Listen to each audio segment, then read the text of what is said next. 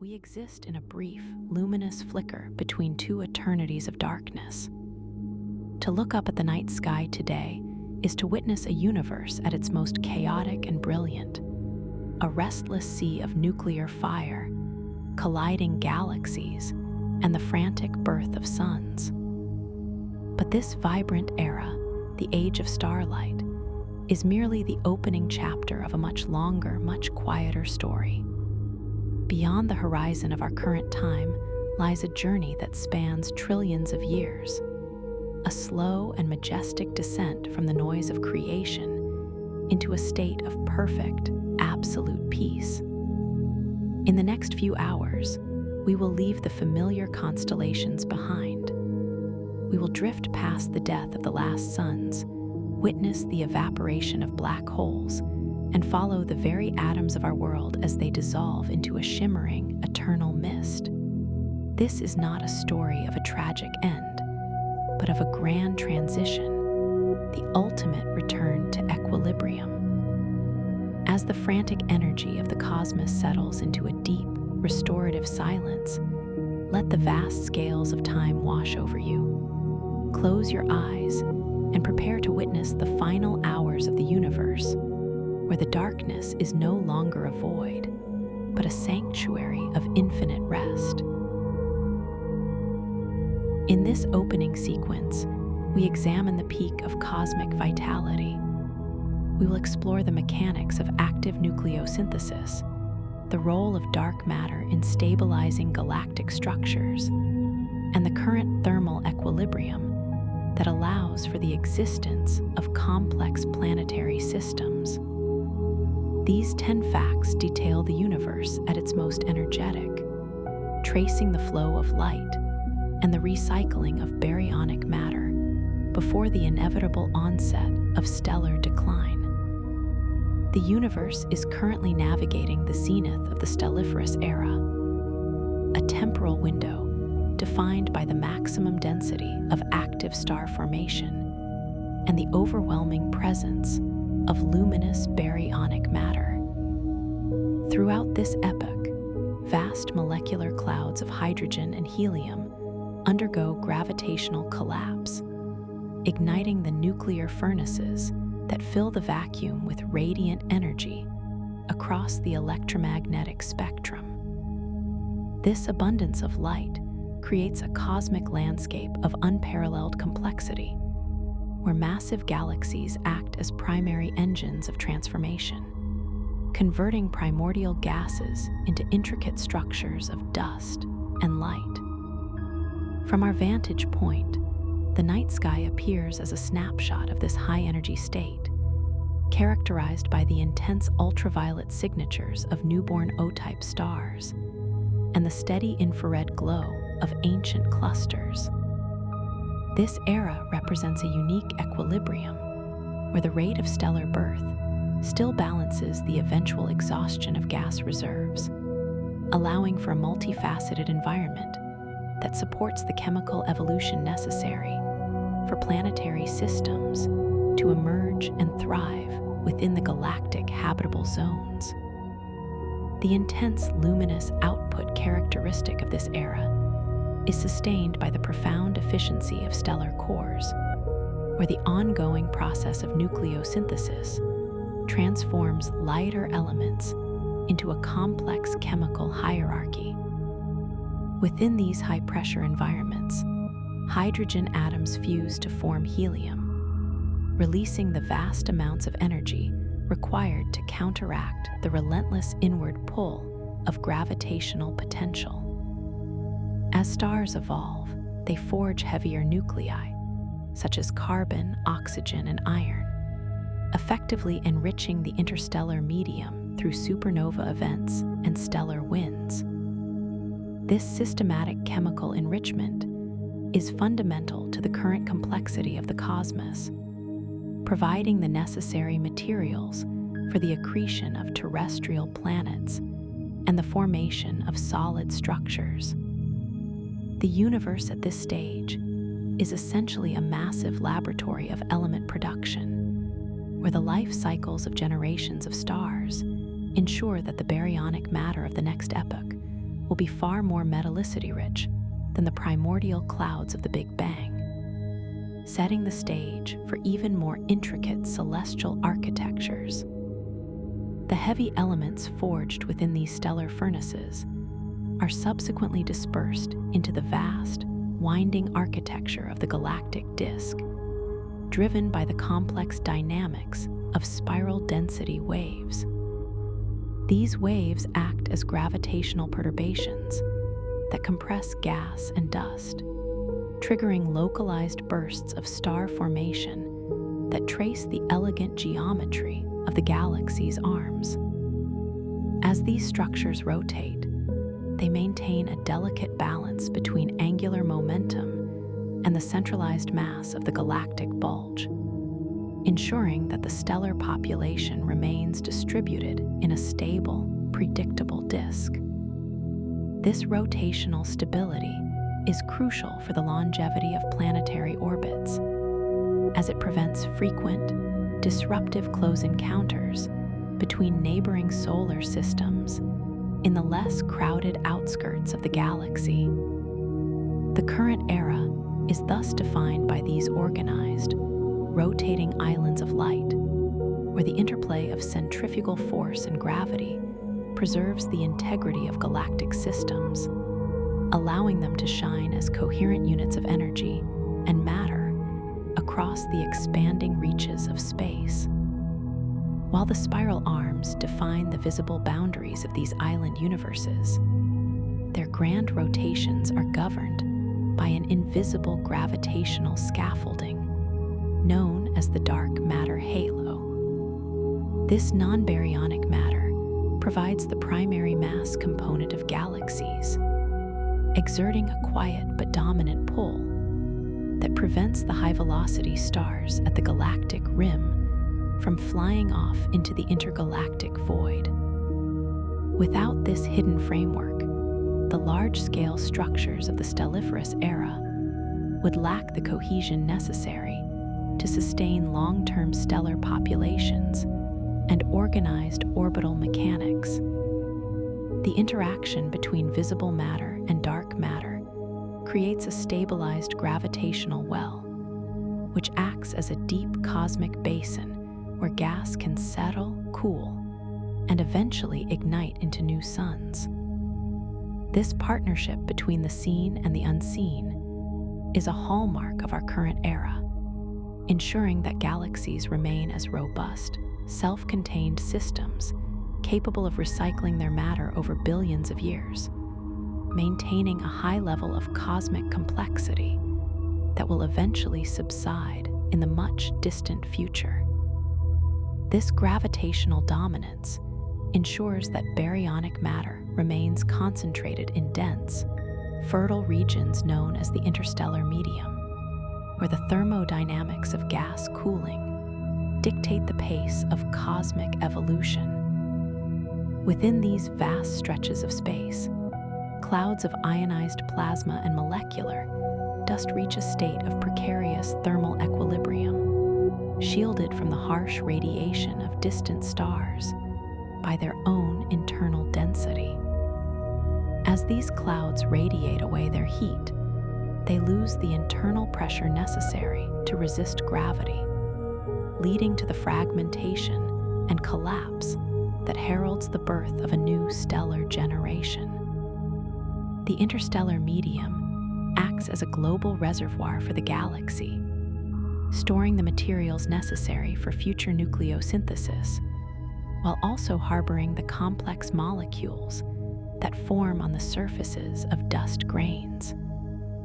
It is a transitional space of constant movement and transformation, where the death of one star directly provides the heavy elements and kinetic energy needed to catalyze the formation of the next, sustaining the universe's current high-energy output. As these molecular clouds undergo gravitational collapse, they give rise to highly organized stellar congregations known as globular clusters, which serve as the ancient archives of galactic history. These tightly bound groups contain hundreds of thousands of stars, orbiting the galactic center in elongated paths that take them far above and below the main disk. Because these clusters formed early in the stelliferous era, they are composed of stars with low metallicity, providing a stark contrast to the younger, element-rich suns found within the spiral arms. The internal dynamics of a globular cluster are a masterpiece of orbital mechanics, with stars dancing in a high-density environment where gravitational interactions are frequent and profound. These clusters represent some of the most stable configurations of matter in the current universe, having survived billions of years of galactic tidal forces. They stand as silent, shimmering witnesses to the initial bursts of star birth, holding their collective light in a compact, spherical embrace that defies the thinning of the surrounding void. The long-term stability observed in these ancient clusters is mirrored in the steady-state evolution of individual main sequence stars like our own Sun, which currently define the universe's luminosity. During this phase of a star's life, the inward pressure of gravity is perfectly balanced by the outward thermal pressure generated by core hydrogen fusion, a state known as hydrostatic equilibrium. This balance allows stars to remain stable for billions of years, providing a consistent source of energy that warms the surrounding planetary systems and drives the chemical processes on their surfaces. The main sequence is the dominant life stage for stars during the stelliferous era, representing a period of cosmic maturity where energy production is reliable and predictable. This phase is critical for the development of complex systems, as it offers the vast timescales required for gravitational accretion and planetary cooling.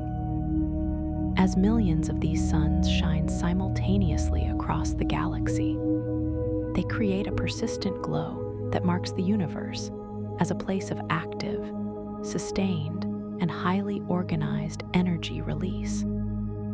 The photons emitted by these stable nuclear engines embark on multi-billion-year journeys across the expanding vacuum of the cosmos, carrying information about the stelliferous era's current state to the furthest reaches of the observable horizon. Due to the finite speed of light, as we observe distant galaxies, we are effectively looking back through time, witnessing the universe as it appeared during its younger, even more energetic phases. This light travel time creates a layered perspective of the cosmos, where the past and the present are visible simultaneously across the deep sky. The current era is unique because the expansion of space has not yet accelerated to the point where distant galactic light is shifted entirely out of the observable range. We are positioned in a privileged moment of cosmic history, where the light from the most distant quasars can still reach our eyes, allowing us to map the large-scale structure of the universe and understand the grand distribution of baryonic matter before the expansion isolates us forever. This cosmic radiation is the observable byproduct of the second law of thermodynamics operating on a stellar scale, where concentrated energy is slowly dissipated into the vast entropy of the void. Every star acts as a heat engine, converting mass into energy with remarkable efficiency. Yet in doing so, it contributes to the gradual increase in the overall disorder of the universe. The current era is characterized by these high-temperature gradients, where the hot surfaces of stars stand in sharp contrast to the near-absolute zero of the surrounding space. This temperature differential is what allows for the flow of energy that drives all cosmic processes, from the circulation of galactic gas to the atmospheric currents of orbiting planets. Thermodynamics dictates that this state of high activity is temporary, as the stars are essentially depleting their available gravitational and nuclear potential. However, for now, the universe remains a landscape of intense thermal contrast, defined by the brilliant, localized concentrations of energy that shine defiantly against the encroaching cold of the vacuum. Despite the current abundance of radiant energy, the universe is gradually approaching a pivotal shift in its chemical and thermal composition, as the molecular gas reserves are slowly consumed by successive generations of stars. Each cycle of star birth and death locks away a portion of the galaxy's hydrogen into dense remnants like white dwarfs and neutron stars, effectively removing that matter from the cycle of future nucleosynthesis. This gradual depletion of fuel means that the rate of star formation is already beginning a slow, irreversible decline from its historical peak billions of years ago. The galaxies of the late stelliferous era are becoming increasingly populated by older, cooler stars, shifting the collective luminosity toward the redder end of the spectrum. This subtle transformation marks the beginning of the end for the Age of Light, as the brilliant blue giants become rarer, and the universe prepares to enter a much longer, quieter phase, where the embers of the present will be the only warmth remaining in the deepening night. Our focus now shifts to the localized gravitational struggle between the Milky Way and Andromeda.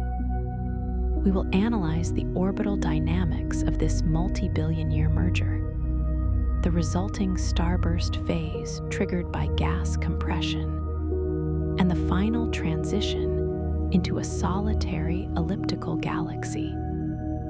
These facts document the terminal transformation of our galactic neighborhood, marking the end of the age of spiral structures and the birth of a unified, singular island of light. As the broader universe begins this slow transition toward a quieter state, the local environment is defined by the inexorable gravitational attraction between the Milky Way and the Andromeda galaxy. Two massive pillars of the local group currently hurtling toward each other. This long-term dynamical commitment is driven by the mutual gravitational potential stored within their combined baryonic matter and extensive dark matter halos. As these two island universes close the 4 million light-year gap, the space between them acts as a vast stage for a multi-billion-year orbital dance that will eventually reshape our corner of the cosmos. Unlike the accelerating expansion observed in the distant universe, this localized interaction is a triumph of gravity over dark energy, drawing these celestial giants into a tight, inescapable embrace. The initial phase of this encounter is subtle, marked only by the gradual blue shift of Andromeda's light as it descends further into our shared gravitational well, a precursor to a colossal structural transformation that will redefine the very definition of our home galaxy. As the separation distance continues to contract, the velocity of this approach is amplified by the deepening gravitational gradient, causing the Andromeda galaxy to loom ever larger in the terrestrial night sky. This phase of the convergence is characterized by a significant distortion of the outer galactic fringes, where tidal forces begin to overcome the internal rotational stability of both stellar disks. The gas clouds within the interstellar medium once peacefully orbiting their respective centers, now experience the first tremors of external gravitational perturbation. This interaction begins to strip away the diffuse gaseous envelopes of the galaxies, creating a shared reservoir of matter in the intergalactic bridge. For an observer within either system, the once familiar constellations would begin to drift and warp as the large-scale structure of the Milky Way responds to the massive proximity of its neighbor. The delicate balance of the spiral arms is gradually compromised, initiating a process where the orderly rotation of billions of stars gives way to a more complex, chaotic, dynamical evolution. The inevitable intersection of these two stellar populations is a phenomenon that defies the conventional imagery of a collision, as the sheer vastness of the interstellar void ensures that individual stars almost never physically interact. Because the distance between suns is measured in light years, the galaxies will effectively pass through one another like ghosts, their baryonic components guided only by the invisible hands of gravity. This contactless merger preserves the integrity of individual solar systems, while fundamentally altering their long-term trajectories through the newly combined galactic volume. While the stars themselves remain safe from impact, the gravitational potential of the merging cores acts as a powerful kinetic agitator, flinging millions of suns into high-velocity orbits that extend far beyond the original galactic planes. The thermodynamics of this event are dominated by the conversion of gravitational energy into kinetic motion, creating a vast, agitated sea of stars that must eventually settle into a new state of orbital equilibrium over the coming hundreds of millions of years.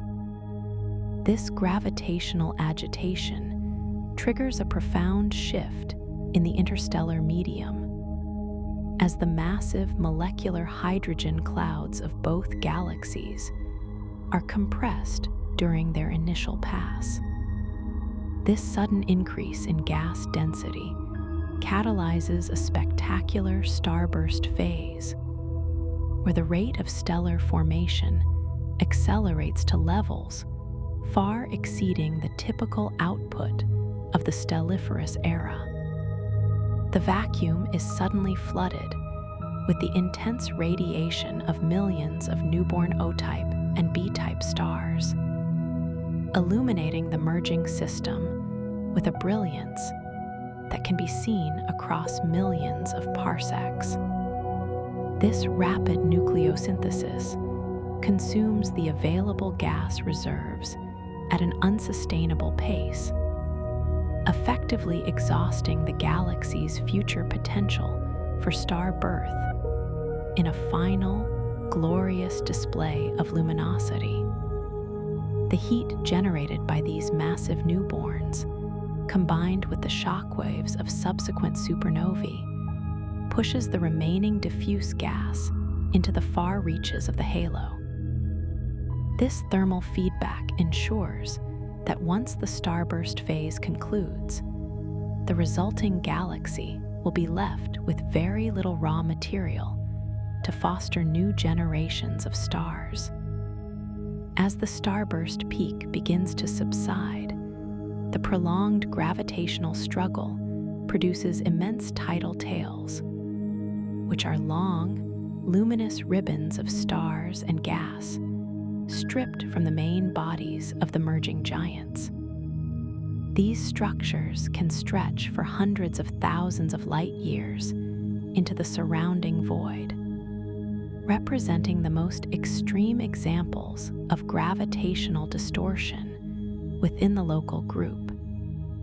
Within these tails, millions of stars are permanently ejected from their parent galaxies, becoming intergalactic wanderers destined to drift through the emptiness forever.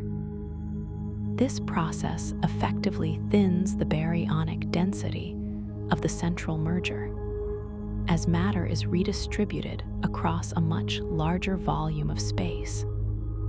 The orbital mechanics of these ejected stars are no longer governed by a centralized galactic bulge, but by the diffuse gravitational potential of the entire local group.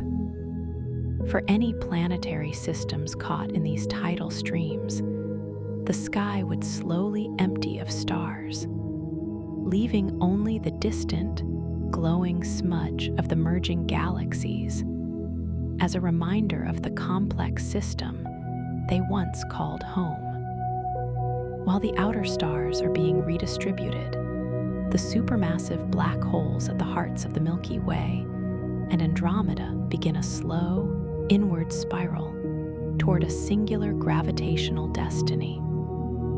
Guided by dynamical friction against the dense stellar background, these two singularities eventually sink to the center of the newly formed galactic mass. Their mutual orbit creates powerful gravitational waves that ripple through the fabric of spacetime, carrying away orbital energy and allowing the black holes to draw closer with each revolution. This final descent is a testament to the inescapable nature of concentrated gravitational potential. As two of the most massive objects in our local universe prepare to merge into a single, even more formidable entity. The surrounding stars are caught in this violent orbital decay, often being shredded by extreme tidal forces or catapulted into the far reaches of the galaxy. When the event horizons finally meet, the resulting merger releases a final burst of energy that clears the central core of any remaining gas. The resolution of this gravitational conflict results in the birth of a massive elliptical galaxy, often referred to by astronomers as Milky, which lacks the elegant spiral arms of its predecessors. This structural transition from a disk-based system to a spheroidal shape marks a state of high entropy in galactic evolution, where the orderly, circular orbits of stars have been replaced by a chaotic swarm of random, eccentric paths. In this new configuration, the stars move in all directions like a hive of bees, stabilized only by the collective mass of the entire system rather than a central plane. The absence of a rotating disk means that the galaxy no longer possesses the density waves necessary to concentrate gas and trigger new star formation. Consequently, Milky enters a period of quiet senescence, populated primarily by aging, low-mass stars that will slowly exhaust their hydrogen fuel over trillions of years. This transformation signifies the end of the dynamic, vibrant youth of the local group, settling into a long-lived state of morphological and thermal stability. The light from this grand merger travels outward into the expanding universe, providing a distant observer with a delayed visual record of the Milky Way's final transformation. Due to the constraints of light travel time, the evidence of our galaxy's demise will not reach the furthest reaches of the cosmos for billions of years after the event has concluded. For any hypothetical civilization located in a distant cluster, the Milky Way might still appear as a solitary, vibrant spiral long, after it has been fully integrated into the quiet, red sphere of Milky. This delay in cosmic information ensures that the history of the universe is preserved in layers of light, where different eras coexist across the vast distances of space. As the expansion of the universe continues to accelerate, the light from our local merger will eventually be stretched beyond detection, leaving the records of this event to fade into the cosmic microwave background. This loss of information is a precursor to the eventual isolation of our local system. From a thermodynamic perspective, the merger represents a significant increase in the total entropy of the local group, as the structured kinetic energy of two rotating disks is converted into the randomized heat of a disordered stellar swarm.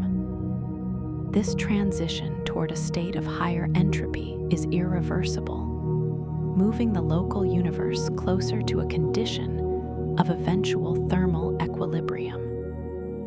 The heat generated during the starburst phase and the accretion of matter into the central black hole is eventually radiated away into the cold sink of the surrounding void. This cooling process is essential for the stabilization of the new galaxy, allowing the agitated stars to settle into their new, permanent orbits within the elliptical volume. The loss of concentrated energy sources and the exhaustion of molecular gas mean that the galaxy has fewer ways to resist the slow, cooling touch of time. Every star that settles into the new galactic core brings with it a finite amount of nuclear potential, moving the entire system toward a future of quiet, cold stability. The completion of the local group convergence leaves behind a solitary island of light, standing as a final bastion of baryonic complexity against the relentless expansion of the cosmic void. With the Milky Way and Andromeda now fully integrated, the era of grand galactic collisions in our immediate vicinity has effectively come to an end. The resulting galaxy, Milky, is a stable, self-contained sanctuary that will host the remaining history of our solar neighborhood for the next several trillion years. This era of stability is defined by the slow, steady hum of low-mass stars, which will become the primary source of luminosity in an increasingly dark universe. The chaotic violence of the merger has been replaced by a profound, enduring stillness, providing a stable foundation for the trillion-year reign of the red dwarfs. As the last echoes of the collision fade, the local universe settles into a deep, meditative state, prepared for the incredibly long and quiet era of stellar cooling that will dominate the coming eons of cosmic time. We now enter the longest period of stellar history, defined by the slow and efficient metabolism of M-type stars. The following sequence investigates the unique internal thermodynamics of red dwarfs, their potential for trillion-year stability, and the tidal locking of the planetary systems that orbit them. We will witness a universe that has traded its frantic brilliance for a steady, low-energy amber glow, where time itself is measured in the glacial consumption of hydrogen fuel. The violent structural reorganization of the previous merger gives way to a profound period of chronological stability, characterized by the absolute dominance of low-mass M-type stars, commonly known as red dwarfs.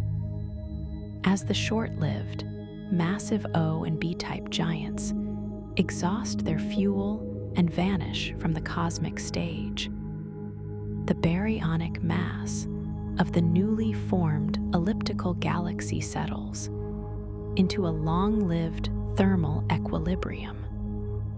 These diminutive suns, often no larger than a fraction of our sun's mass, represent the primary stewards of luminosity in a universe that has significantly cooled from its early, energetic peaks. Their longevity is rooted in their slow, efficient consumption of hydrogen, allowing them to remain on the main sequence for hundreds of billions and even trillions of years. This shift in the stellar census marks the beginning of the longest chapter in the history of starlight, where the frantic pace of the early stelliferous era is replaced by a steady, low-energy hum that will persist long after the more volatile celestial bodies have faded into obsidian remnants. This efficiency is fundamentally driven by the unique internal thermodynamics of red dwarfs, where the entire stellar volume remains fully convective rather than developing a radiative zone. In more massive stars, the helium byproduct of hydrogen fusion accumulates in the core, eventually choking the nuclear furnace. But the continuous churning within a red dwarf ensures that fresh hydrogen is constantly cycled into the high-pressure core. This total convective mixing allows these stars to utilize nearly 100% of their available hydrogen, extending their operational lifespan to timescales that dwarf the current age of the universe.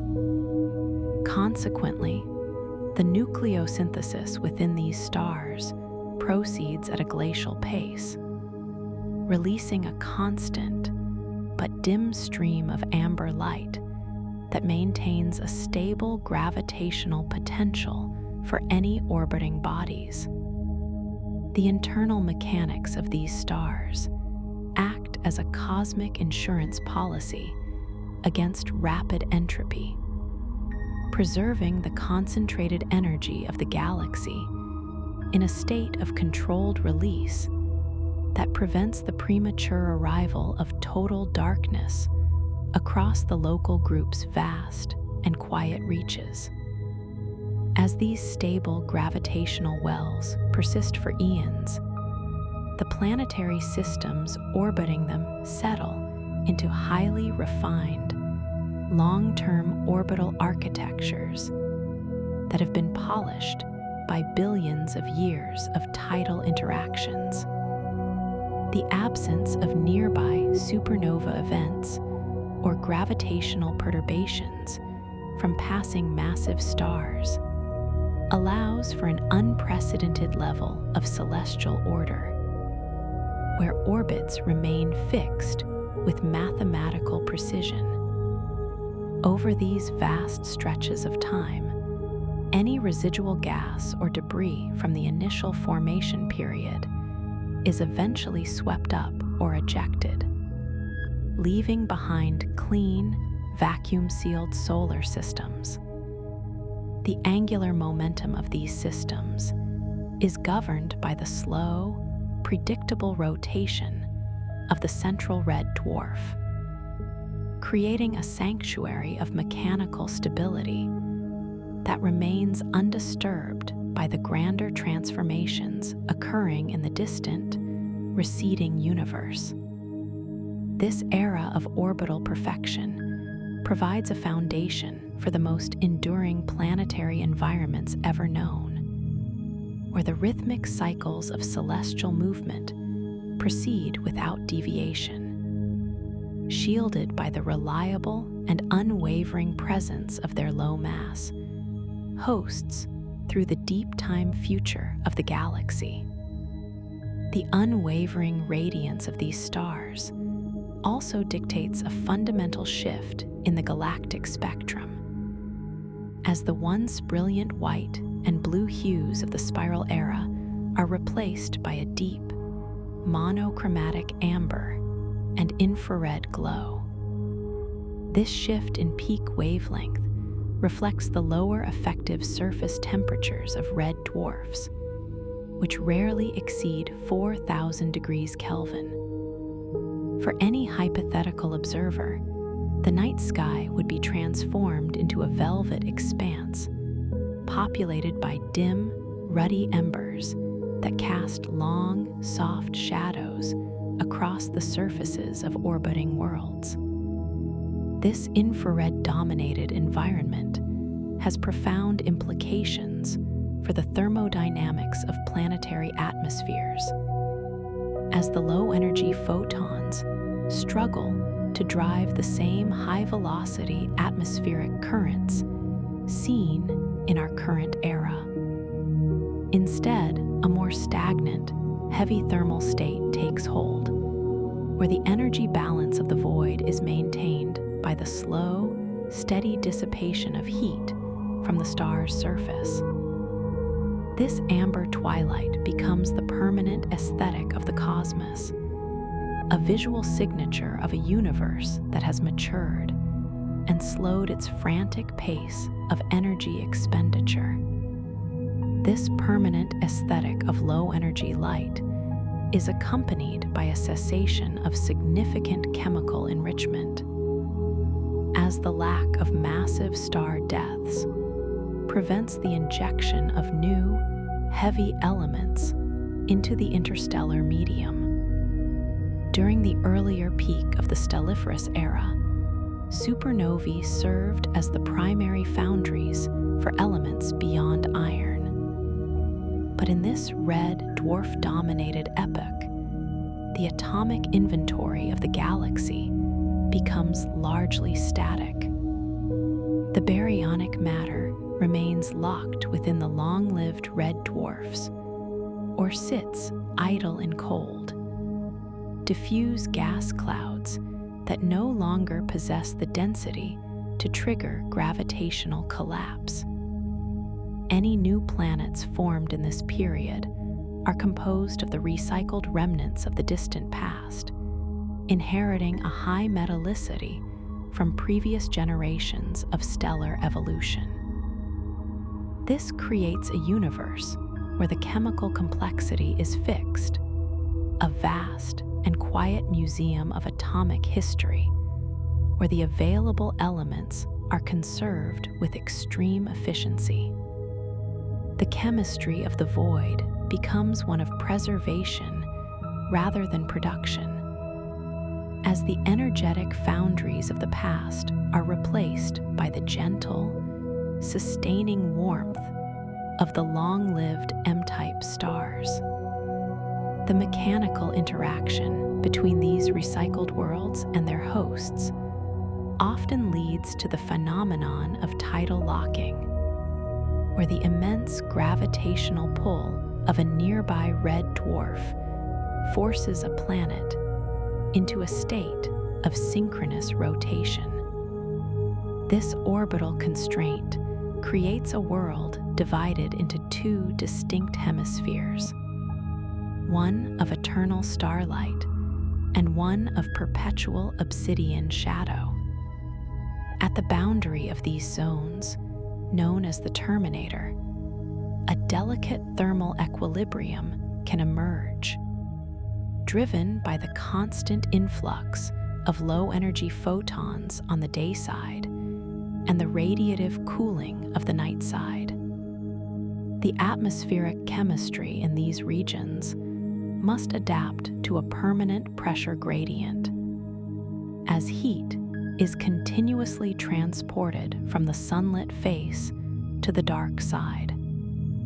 Such environments represent the most stable and long-lived planetary conditions possible in the history of the cosmos. Existing for trillions of years, without the threat of orbital decay or stellar volatility. These locked worlds become the primary witnesses to the slow passage of time, surviving as stagnant, unchanging monuments to the gravitational dominance of their low-mass stellar anchors. As time continues to stretch into the trillions of years, the constraints of light travel time begin to reshape the very definition of the observable universe for those within the local group. The accelerating expansion of space, driven by dark energy, has by now pushed all galaxies beyond our immediate cluster, past the cosmological horizon, leaving our merged elliptical home in absolute isolation. The photons emitted by distant superclusters can no longer bridge the ever-widening gap, ensuring that the light of the outside world is forever extinguished for local observers. Our galaxy exists as a solitary island of light in an infinite, expanding sea of darkness, where the only visible structures are the aging red dwarfs of our own system. This isolation is absolute and permanent, a thermodynamic reality that reflects the fragmented state of the deep future universe.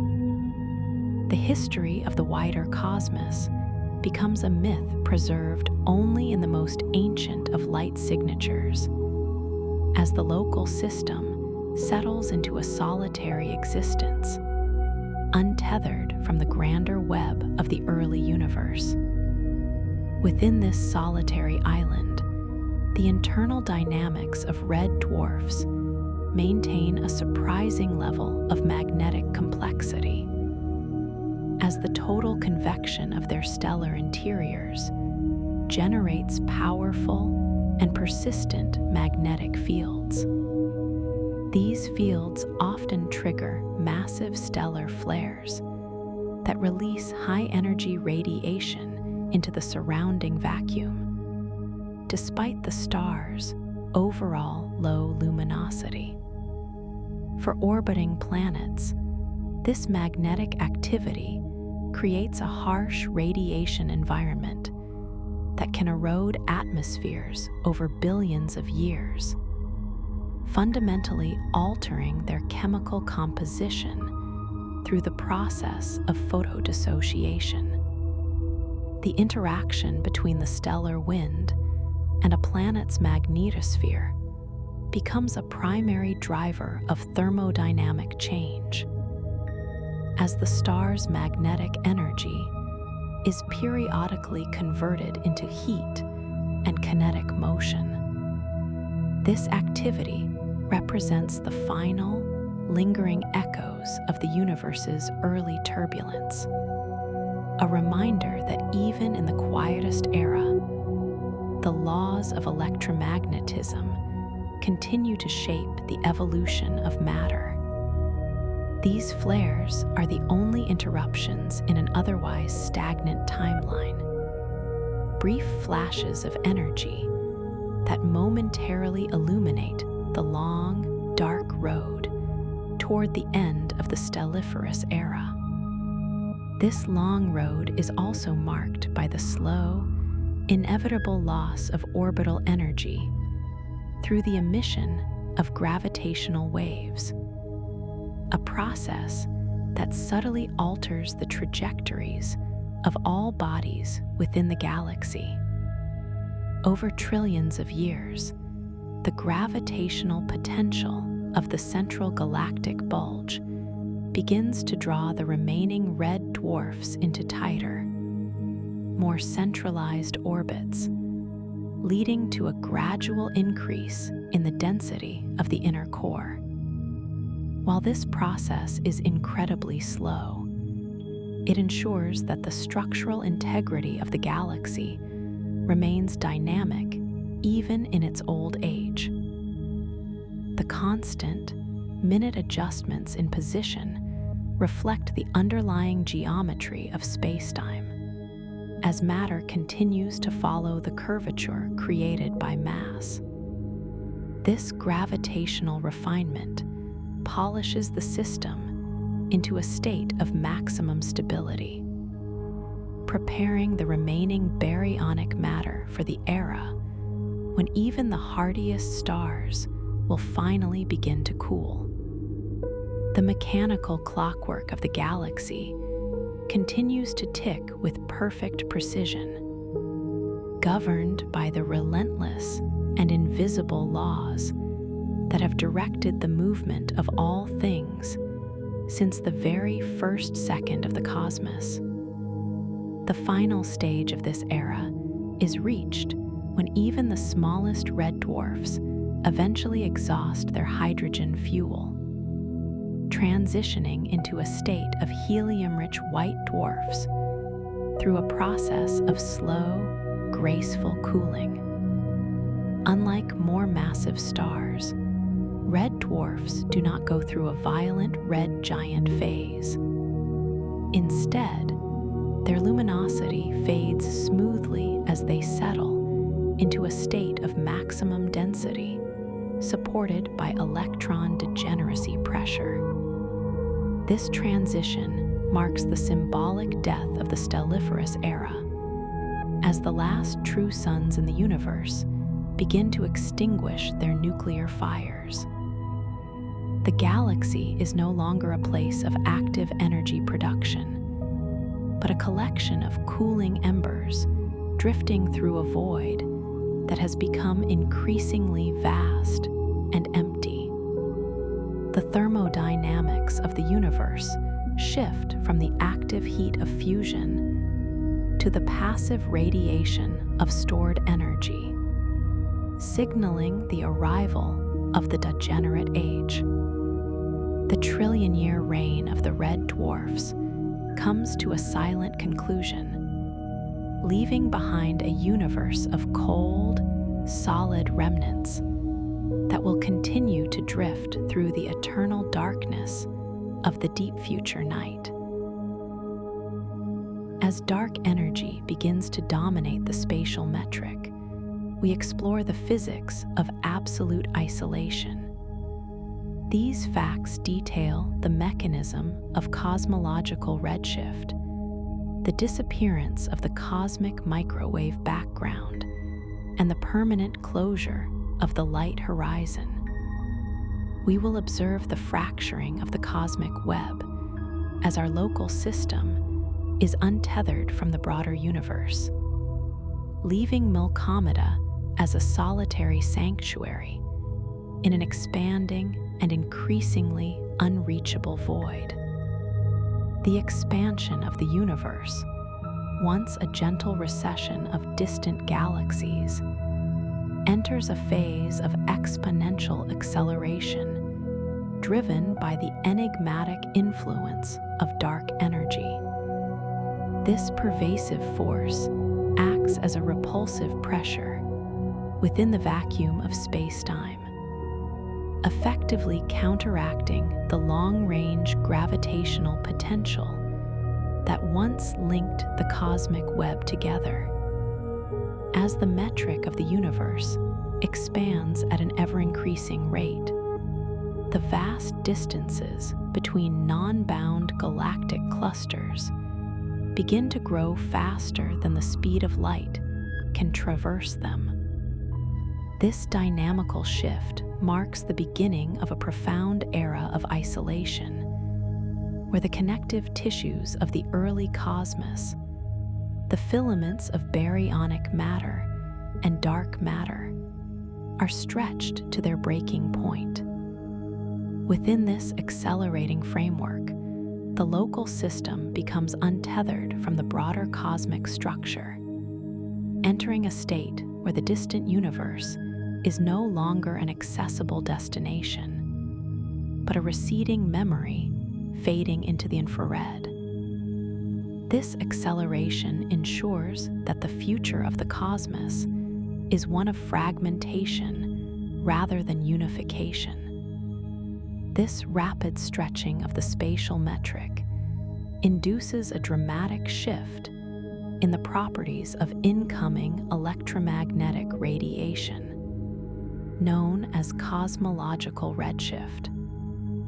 Photons emitted from distant superclusters during the peak of the stelliferous era find themselves struggling to bridge the widening gap.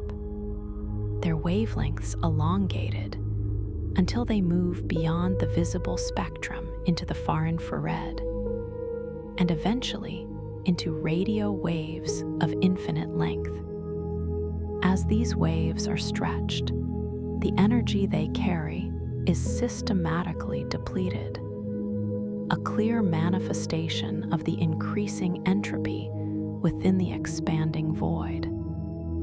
Eventually, a critical threshold is reached where the recession velocity of these distant objects exceeds the speed of light relative to our local frame, effectively placing them behind a cosmological event horizon. At this point, the light travel time becomes infinite, and the distant galaxies vanish from the observable universe forever.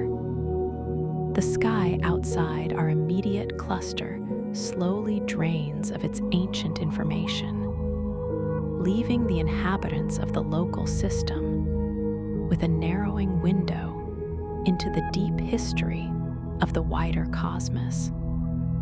The systematic elongation of wavelengths eventually affects the cosmic microwave background, the ancient thermal signature left over from the Big Bang itself. As space continues its relentless expansion, these primordial photons are stretched to such extreme degrees that they fade into a whisper, eventually becoming undetectable against the backdrop of the vacuum's own quantum fluctuations. This loss represents the erasure of the universe's origin story from the physical record, as the evidence of the hot, dense beginning is diluted into nothingness. Without the cosmic microwave background to serve as a reference frame, future astronomers would find themselves in a universe that appears static and eternal, devoid of any hint of its explosive birth. The thermodynamics of the void become increasingly dominated by this profound emptiness, as the primordial heat is redistributed across a volume of space that grows larger every second. The cooling of these ancient photons signifies the final closing of the cosmic book, leaving only the local stars as the sole providers of light and heat. As the cosmological horizon draws closer, the gravitational bond of the local group becomes the only meaningful organizational structure remaining in a fractured universe. The vast filaments of the cosmic web, which once channeled gas and matter toward the centers of galactic clusters, are now severed by the expansion, leaving our merged elliptical home, Milky, in absolute solitude. This isolation is not merely visual but structural, as the inflow of fresh baryonic matter from the intergalactic medium is permanently halted. Without this replenishment, the thermodynamics of the galaxy become a closed system, forced to rely entirely on its internal reservoirs of hydrogen and helium. The orbital mechanics of the remaining stars are now governed purely by the localized mass distribution of the elliptical core, unaffected by the tidal forces of distant neighbors. This transition transforms the galaxy into a literal island universe, a solitary pocket of complexity adrift in an ocean of expanding dark energy that has become too vast to cross. The expansion of the spatial metric between galaxies fundamentally alters the large-scale distribution of energy, moving the universe toward a state of unprecedented low density. In the early stages of this era, the average temperature of the intergalactic void drops below the current 2.7 Kelvin, approaching absolute zero with clinical precision. This cooling is a direct result of the redistribution of thermal energy across an ever-increasing volume, as the few remaining photons are scattered to the point of irrelevance. Within these vast stretches of emptiness, the concept of a neighborhood loses all meaning, as the light from the nearest galaxy beyond our cluster takes trillions of years to arrive, if it arrives at all. The orbital trajectories of the most distant stars in our own halo become the only markers of the boundary between the organized matter of the galaxy and the chaos of the expanding void. This thinning of reality creates a stark contrast between the warm, dense interior of our home and the sterile, expanding nothingness outside. The closure of the cosmological light horizon results in a permanent loss of information regarding the large-scale curvature and topology of the universe. As the galaxies beyond our local group recede into the darkness, the data they once provided about the distribution of dark matter and the rate of expansion is irrecoverably lost. Future inhabitants of our galaxy would be unable to deduce the existence of other galaxies, or the fact that the universe was once a much smaller and more interconnected place. The laws of physics, though unchanged, would act upon a canvas that has been wiped clean of its historical context, leading to a profound scientific isolation. This informational entropy mirrors the physical entropy of the expanding void, as the complexity of the early universe is simplified into a singular, solitary system. The sky becomes a dark, unyielding ceiling that reflects no history beyond the orbits of the stars within our own gravitational well, marking the final stage of the universe's transition into a collection of unreachable islands. Even as the distance between galactic clusters grows, the internal orbital mechanics of our local system remain relatively stable, shielded by the high density of baryonic matter.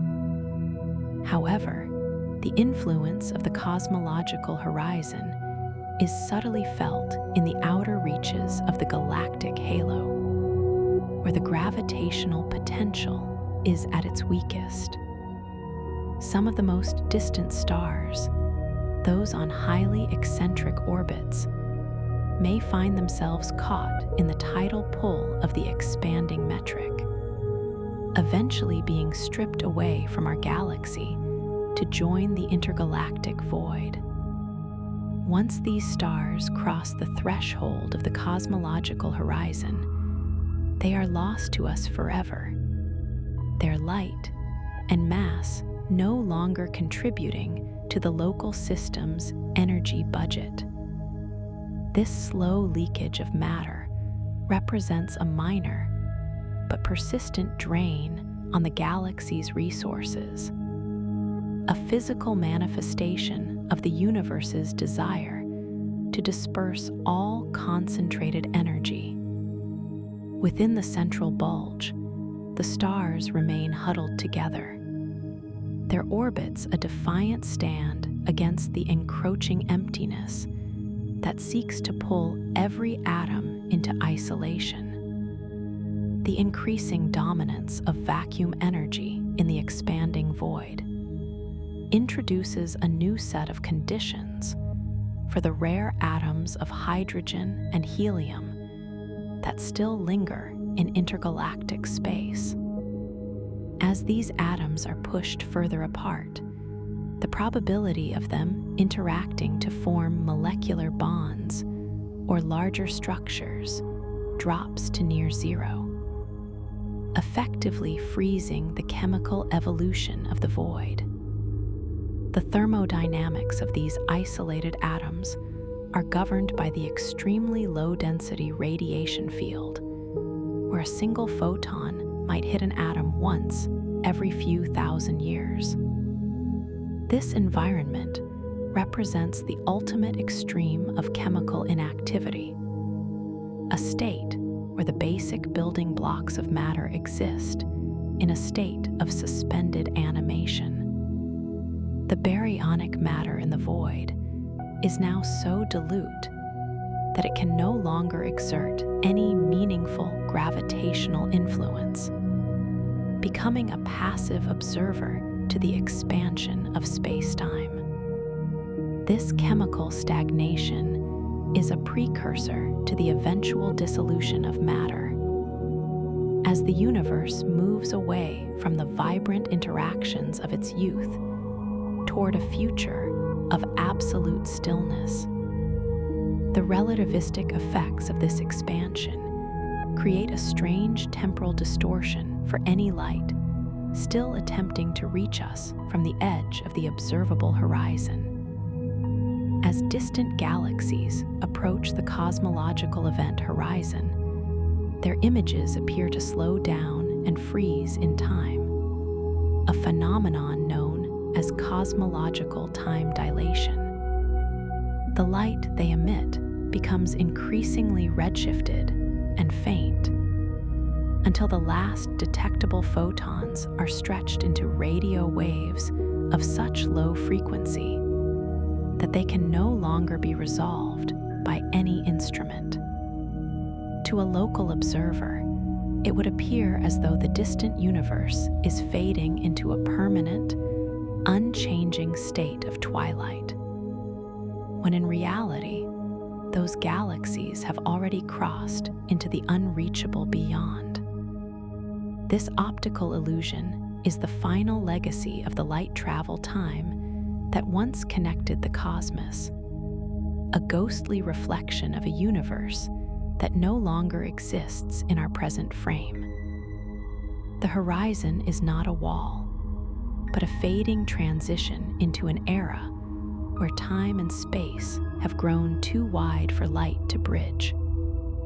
This era of profound isolation sets the stage for the systematic depletion of the internal energy reserves within our now solitary galaxy.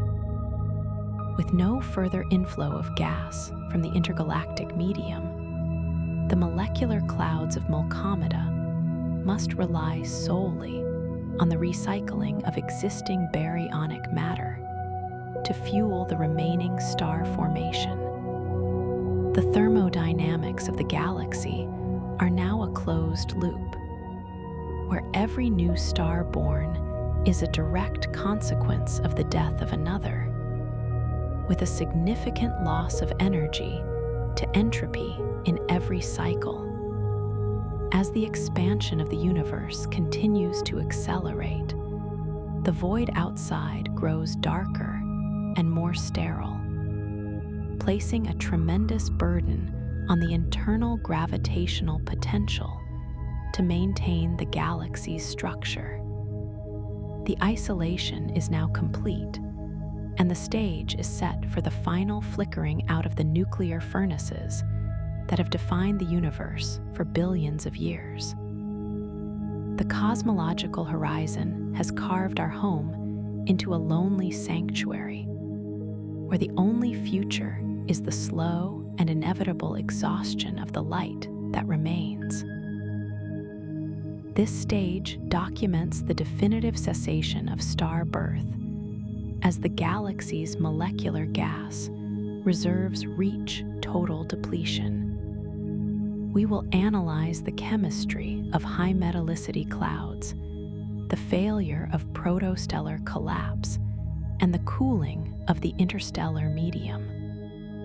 These 10 facts track the final flickers of nuclear fusion and the transition of the cosmos into a closed thermodynamic system, where the manufacture of new energy sources finally surrenders to the laws of entropy. The isolation of the local galaxy initiates a definitive era of resource depletion, as the supply of primordial hydrogen reaches its thermodynamic limit. Without the influx of fresh intergalactic gas, the interstellar medium becomes a closed reservoir where the rate of star birth is dictated by the diminishing efficiency of recycled stellar winds. Every supernova and planetary nebula event disperses heavy elements back into the void. But a significant percentage of this baryonic matter remains permanently sequestered within the dense cores of white dwarfs and neutron stars. This systematic locking away of matter creates a growing deficit in the available molecular gas, slowly starving the gravitational wells that once acted as nurseries for new suns.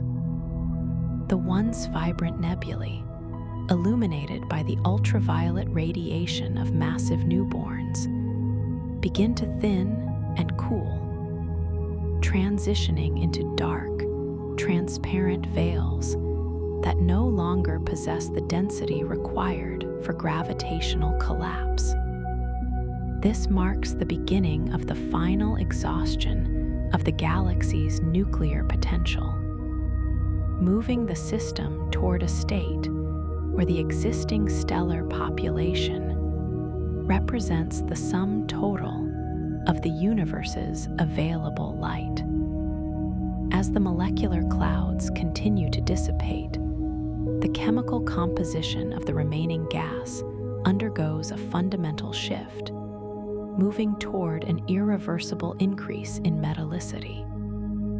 Each successive generation of stars has served as a nucleosynthetic furnace, converting primordial hydrogen and helium into heavier elements like carbon, oxygen, and iron.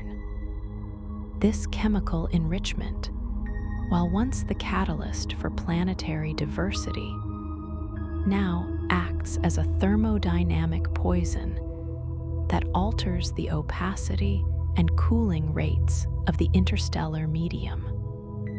The increased presence of dust grains and heavy molecules accelerates the radiation of heat. Yet the absolute scarcity of hydrogen means that the internal pressure necessary to support a new protostar can no longer be achieved. Atomic interactions within these thinning clouds become increasingly rare. As the mean free path of particles grows to encompass vast stretches of the vacuum, the universe is effectively losing its ability to manufacture the basic units of starlight, shifting the focus of cosmic evolution from the creation of new energy sources to the slow, efficient preservation of the dwindling heat that remains. This chemical stagnation is compounded by a profound change in the thermodynamics of the interstellar environment, where the ambient radiation field is no longer sufficient to maintain the kinetic energy of diffuse particles.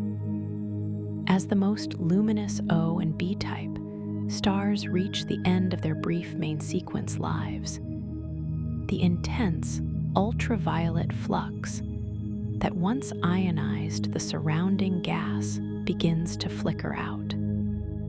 This lack of ionizing radiation leads to the recombination of atoms into a neutral state, causing the temperature of the galactic gas to drop toward the cosmic microwave background's receding floor. Without the energetic feedback of young, hot stars to stir the interstellar medium, the gas becomes stagnant and settles into the deepest regions of the gravitational potential. This cooling process removes the turbulent pressure that once prevented premature collapse. But paradoxically, the gas is now too sparse to reach the critical density required by Jean's instability. The galaxy becomes a graveyard of silent, cold molecular clouds, drifting as dark silhouettes against the fading glow of the aging stellar population. The extinction of these high-mass star nurseries triggers a definitive shift in the galactic luminosity function, as the shorter-lived giants disappear without being replaced by younger successors. When the final few massive stars exhaust their nuclear fuel, they undergo core collapse supernovae, releasing a terminal burst of neutrinos and photons that illuminates the darkening spiral arms one last time. These violent events serve as the final kinetic agitators of the interstellar medium, attempting to shock the remaining gas into new configurations. However, the energy released is increasingly dissipated into the expanding void, rather than being captured by nearby molecular clouds. This thermal leakage represents a significant increase in the system's overall entropy, as the concentrated energy of a massive star is scattered into a low-density infrared haze. The loss of these luminous beacons fundamentally alters the visual profile of the galaxy, leaving it dominated by the steady, low-energy output of long-lived red dwarfs that lack the power to illuminate the vast, dusty voids left behind by their predecessors. This visual transition is mirrored by subtle but significant changes in the orbital mechanics of the galactic disk. As the distribution of mass shifts from fluid gas to concentrated stellar remnants, without the continuous influx of new mass into the star-forming regions, the gravitational potential of the galaxy begins to feel the weight of its own senescence. The orbital trajectories of the remaining stars are no longer perturbed by the massive gravitational pulls of dense molecular clouds, leading to a state of highly refined, circular stability. This mechanical perfection marks a universe that has moved beyond its chaotic, formative stages, settling into a rigid clockwork where every celestial body follows a path of least resistance. However, this stability masks a deeper loss, as the lack of gravitational stirring means that any gas trapped in stable orbits will remain there indefinitely, never reaching the centers of mass where it could be compressed into a new sun. The galaxy is transitioning from a living, breathing entity of constant change into a static, crystalline structure composed of aging suns and silent, cold debris. Observed from the perspective of light travel time across the vast stretches of the local group, the galaxy begins to undergo a process of systematic reddening as its stellar census shifts toward the lower end of the main sequence. Because the light we see is a delayed record of past activity, the final flickers of massive star formation remain visible long after the physical clouds have been depleted.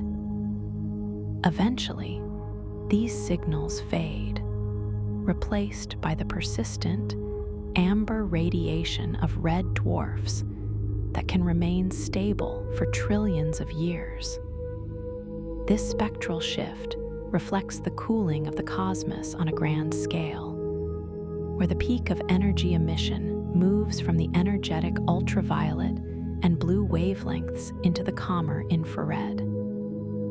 To a distant observer, the galaxy would appear to be slowly sinking into a deep slumber, its once sharp features softening into a diffuse, reddish glow. This visual decay is the outward manifestation of the exhaustion of nuclear potential, signaling that the era of vibrant, high-frequency energy production has finally concluded, leaving the universe in a state of permanent, low-intensity twilight. The sequestration of baryonic matter within these long-lived stellar remnants creates a permanent chemical imbalance that prevents any future resurgence of star birth. As red dwarfs slowly process their hydrogen, the resulting helium is held within their convective zones, never to be released back into the interstellar medium until the star itself reaches its final degenerate state. This trapping of resources means that even if a gravitational perturbation were to occur, the density of the surrounding gas would remain insufficient to trigger a new cycle of nucleosynthesis.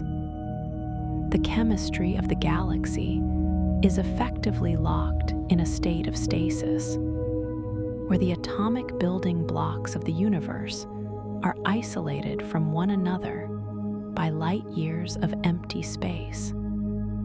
This fragmentation of matter represents the ultimate barrier to complexity, as the interactions that once allowed for the formation of planets and stars are stifled by the immense distances and the lack of kinetic energy. The universe is becoming a vast collection of islands, not only on a galactic scale, but at the level of individual atoms and their potential for transformation. This atomic isolation is a direct consequence of the laws of thermodynamics. Specifically, the relentless increase in entropy as heat is transferred from the warm interiors of stars to the cold sink of the surrounding void. The energy once concentrated in a few massive suns is now distributed across billions of smaller, dimmer emitters, reducing the overall temperature gradient of the galaxy. This leveling of energy ensures that there are fewer opportunities for work to be done, as the flow of heat becomes a slow, almost imperceptible trickle. The infrared radiation emitted by these aging stars is too weak to drive the large-scale atmospheric or geological processes seen in the earlier stelliferous era. Instead, the universe settles into a state of thermal lethargy, where the dissipation of energy occurs at such a low rate that time itself seems to slow down. This period of stellar exhaustion is the final breath of the active cosmos, a slow exhaling of energy that leaves the galaxy in a state of perfect, yet sterile thermal equilibrium with its increasingly isolated environment. the final remnants of the galaxy's molecular gas, unable to form true stars, eventually settle into the low-mass configurations known as brown dwarfs or failed stars. These objects lack the gravitational potential to trigger sustained hydrogen fusion in their cores. Yet, they are more massive than traditional planets, occupying a strange middle ground in the cosmic census. They represent the final attempts of the universe to organize matter into meaningful structures, serving as the cold, dim guardians of the interstellar graveyard. Because they do not burn with the fire of nucleosynthesis, they cool rapidly, eventually becoming invisible to all but the most sensitive infrared sensors. The presence of these objects signifies the total exhaustion of the galaxy's star-forming capacity, as even the smallest pockets of gas can no longer find the energy to ignite. The universe is now populated by a silent majority of these cooling spheres, drifting through a darkness that is no longer interrupted by the brilliant flashes of stellar birth, but only by the fading warmth of a dying age. This comprehensive depletion of molecular hydrogen and the cooling of all protostellar candidates marks the definitive conclusion of the stelliferous era and the transition into the degenerate age. The galaxy has evolved from a dynamic system of creation into a static museum of stellar remains, where the only sources of light are the slowly cooling white dwarfs and the incredibly long-lived red dwarfs. The thermodynamic processes that once defined the universe, such as high-energy nucleosynthesis and the violent cycles of supernovae, are replaced by the slow, passive radiation of stored thermal energy. There is no longer any possibility for the resurgence of the vibrant, star-filled skies of the past, as the basic materials of the cosmos have been permanently redistributed and sequestered. The universe has entered a state of profound stillness, where the passage of eons is marked only by the gradual dimming of the remaining embers. We are standing at the threshold of a much longer, darker timeline, where the laws of physics will now operate upon a collection of cold, solid remnants in a void that is almost completely empty of light. With the death of the last suns, we enter an epoch governed by quantum mechanical forces and stellar remnants. We will explore the crystalline structures of cooling white dwarfs, the extreme densities of neutron stars, and the phenomenon of pycnonuclear fusion. This sequence details a universe of solid, cooling spheres, where the fire of the past is replaced by the rigid stability of degenerate matter, marking the beginning of a trillion-year descent into absolute cold. The transition from the stelliferous era to the degenerate age marks a fundamental reorganization of baryonic matter, as nuclear fusion ceases to be the primary engine of cosmic luminosity. In this new epoch, the universe is no longer defined by the active combustion of hydrogen, but by the quiet persistence of stellar remnants supported against gravitational collapse by quantum mechanical forces. Electron degeneracy pressure, a consequence of the Pauli exclusion principle, becomes the dominant structural anchor for white dwarfs, preventing these Earth-sized spheres of highly compressed matter from further contraction. As the last red dwarfs exhaust their fuel, the vibrant colors of the previous era vanish, replaced by a graveyard of dense objects, drifting through an increasingly transparent interstellar medium. This phase represents the universe's entry into a state of structural stasis, where the historical record of billions of years of nucleosynthesis is locked within cold, solid masses. The thermodynamics of the galaxy shift from the active generation of heat to the slow, passive dissipation of stored internal energy. This systematic dissipation of heat triggers a cooling process that spans trillions of years.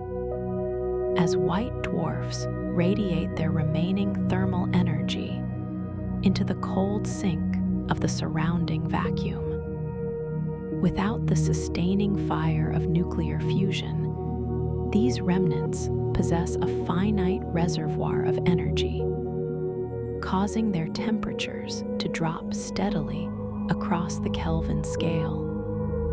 This cooling follows a predictable curve, where the once brilliant white light of the remnant softens into a deep amber, then a dull crimson, and eventually fades into the invisible infrared.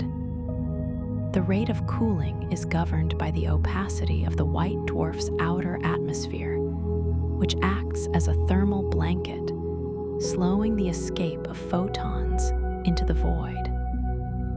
Over eons, the intensity of this radiation diminishes until the object reaches a state of near thermal equilibrium with the cosmic background radiation. These fading embers are the primary markers of time in a universe that has otherwise grown dark, tracing the long, slow descent of baryonic matter toward its ultimate, cold conclusion. As internal temperatures continue to plummet, the dense carbon and oxygen plasma within the core of a white dwarf undergoes a dramatic phase transition from a fluid state to a solid crystalline lattice. This crystallization process represents a triumph of electrostatic forces over thermal agitation, as ions settle into a rigid, ordered structure of immense density. The resulting celestial body is effectively a massive, Earth-sized diamond or crystal, a solid monument of organized matter drifting through the eternal night. This structural transformation releases latent heat, momentarily slowing the cooling process and providing a final, subtle pulse of energy to the surrounding space. These crystalline spheres are the most stable and enduring structures ever forged in the cosmic narrative, serving as silent reliquaries for the elements created in the hearts of long-dead stars. The transition from plasma to crystal marks a definitive move toward maximum structural order, a state of low entropy that defines the physical reality of the galaxy as it moves deeper into the degenerate age. Parallel to the cooling of white dwarfs, the substellar masses known as brown dwarfs also reach the limit of their thermal potential, having never achieved the temperatures necessary for sustained proton-proton chain fusion. These failed stars, which once emitted a faint magenta glow from the heat of their gravitational contraction, now settle into a state of permanent invisibility. Their atmospheres, once thick with clouds of liquid iron and silicate rain, grow cold and stagnant as the internal convection that drove their weather systems finally fails. Without a core energy source, the thermodynamics of brown dwarfs become indistinguishable from the gas giant planets they resemble, turning them into cold, dark wanderers in the intergalactic void. As these objects fade, they contribute to the growing dark matter of the baryonic variety, masses that exert a gravitational pull but provide no light. The disappearance of brown dwarfs from the infrared spectrum further simplifies the cosmic landscape, leaving only the densest stellar remnants to define the presence of matter. In the most extreme regions of the galactic graveyard, neutron stars represent a state of matter so dense that entire sun-like masses are compressed into spheres just a few kilometers in diameter. Supported by neutron degeneracy pressure rather than electron forces, these objects exist at the very edge of gravitational collapse into black holes. During the early degenerate age, their residual heat and intense magnetic fields may still produce brief, high-energy emissions. But these phenomena eventually subside as the stars achieve rotational and thermal stability. The crust of a neutron star, composed of exotic nuclei and a superfluid sea of neutrons, becomes a static, unchanging surface of near-infinite hardness. This extreme state of baryonic compression marks the ultimate limit of solid matter, where the atomic structure familiar to the earlier stelliferous era has been crushed into a uniform nuclear density. These silent, spinning relics serve as the most powerful gravitational anchors in the local system, their immense potential energy locked away in a state of perpetual, unyielding silence. The persistence of these dense remnants over trillions of years allows for the subtle influence of gravitational radiation to become a primary driver of the galaxy's long-term mechanical evolution. According to general relativity, any two massive bodies in orbit around one another emit ripples in spacetime that carry away a minute fraction of their orbital energy. While this process is imperceptible on human timescales, over the vast durations of the degenerate age, it causes the orbits of white dwarfs, neutron stars, and planets to slowly contract.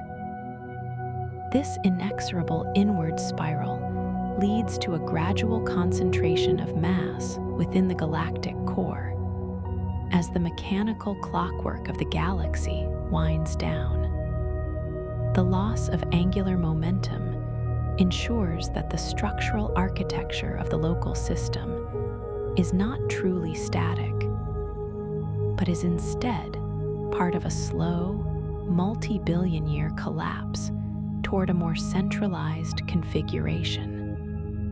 This rhythmic shedding of energy into the fabric of space-time is the final, low-frequency heartbeat of a system that has long since exhausted its radiant vitality. This relentless orbital decay eventually results in rare but violent encounters, as the orbits of binary white dwarfs shrink to the point of a spectacular gravitational merger. When two such remnants collide, the sudden influx of mass and kinetic energy can momentarily bypass the degeneracy pressure, triggering a terminal burst of nucleosynthesis. In some cases, this results in a type Ia supernova, a brief, tragic resurgence of starlight that illuminates the dark galaxy for one final moment before fading forever. However, more often, the merger simply creates a more massive white dwarf or a neutron star, redistributing the baryonic matter without a widespread release of energy. These events are the final, scattered fireworks of a dying universe, isolated flashes of light that occur with increasing rarity as the density of remnants thins. Every merger represents a consolidation of resources, moving the galaxy closer to a state where mass is concentrated in fewer, larger, and colder objects, further simplifying the orbital mechanics of the remaining local system. Beyond the timescales of simple cooling and mergers, the solid matter of these crystalline stars begins to experience the strange effects of quantum tunneling, leading to a process known as pycnonuclear fusion. In the extreme cold and high density of a white dwarf's core, the wave functions of atomic nuclei overlap just enough for fusion to occur without the need for high thermal kinetic energy. This cold fusion proceeds at an unimaginably slow rate, but over decillions of years, it begins to transform the chemical composition of the star. Elements such as carbon and oxygen are slowly fused into heavier and heavier nuclei, moving steadily up the periodic table toward the most stable element, iron 56. This atomic alchemy occurs in total darkness, a hidden transformation of matter that requires no light or heat to proceed. It is the ultimate manifestation of quantum mechanics shaping the deep future, ensuring that even in a cold and dead universe, the fundamental building blocks of matter are never truly at rest. The culmination of these pycnonuclear processes over a period of 10 to the power of 1,500 years is the theoretical formation of iron stars.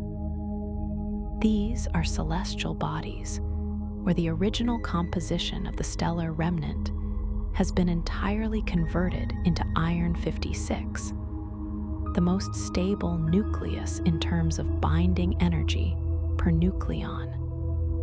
At this stage, the white dwarf has reached its final chemical destination, becoming a cold, solid sphere of pure iron, drifting through a vacuum that is now almost entirely devoid of light or heat.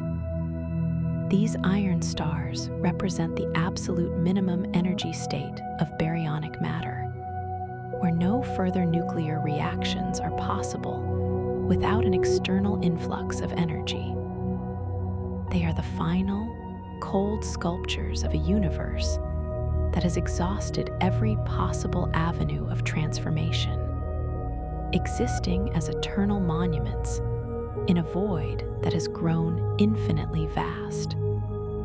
The formation of iron stars marks the end of the degenerate age's chemical evolution, leaving the universe as a collection of dark, silent, and unchanging spheres of metal. As the last pulses of residual heat fade from these iron remnants, the universe achieves a state of near-perfect thermal equilibrium with the receding cosmic background radiation. The temperature of the void has dropped to a point where the distinction between matter and the vacuum begins to blur. As the wavelength of the remaining photons stretches toward infinity. In this era of profound stillness, the thermodynamics of the galaxy are no longer characterized by gradients or flows, but by a uniform and stagnant cold that approaches absolute zero. The mechanical movements of the remaining remnants have largely ceased, their orbital energy having been drained away by the emission of gravitational waves. The universe has become a vast, silent cathedral of frozen matter, where time itself loses its meaning in the absence of change or light. This state of absolute quietude is the final threshold of the degenerate age, a dark and silent prelude to the eventual dissolution of the very atoms that have survived the long journey through time. We now confront the theoretical limits of baryonic stability through the lens of proton decay. This transition examines the systematic breakdown of atomic structures, the conversion of solid iron stars into a diffuse leptonic gas, and the eventual unbinding of all gravitational systems. These facts trace the terminal erosion of the material world, as the very foundations of the elements dissolve into a ghostly mist of radiation and subatomic particles. The transition from the era of solid remnants into the stage of structural dissolution is predicated on the theoretical instability of the proton, the fundamental building block of baryonic matter. While iron stars represent a state of maximum nuclear stability, grand unified theories suggest that even these nuclei are not truly eternal, possessing a half-life of unimaginable duration. This intrinsic vulnerability implies that over decillions of years, the subatomic particles within every dead star and cold planet will eventually undergo a spontaneous and irreversible decay. This process marks the final surrender of matter to the relentless laws of entropy, where the heavy, solid structures of the past are systematically disassembled into lighter particles and pure energy.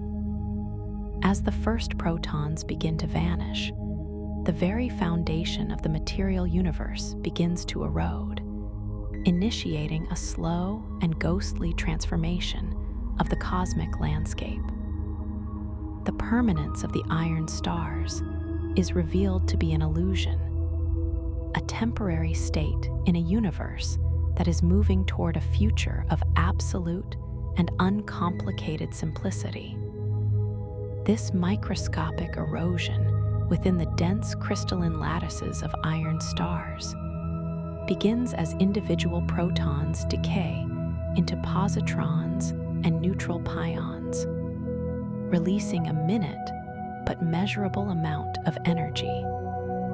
The pions almost immediately annihilate into high-energy gamma-ray photons, which struggle to escape the immense density of the degenerate stellar interior.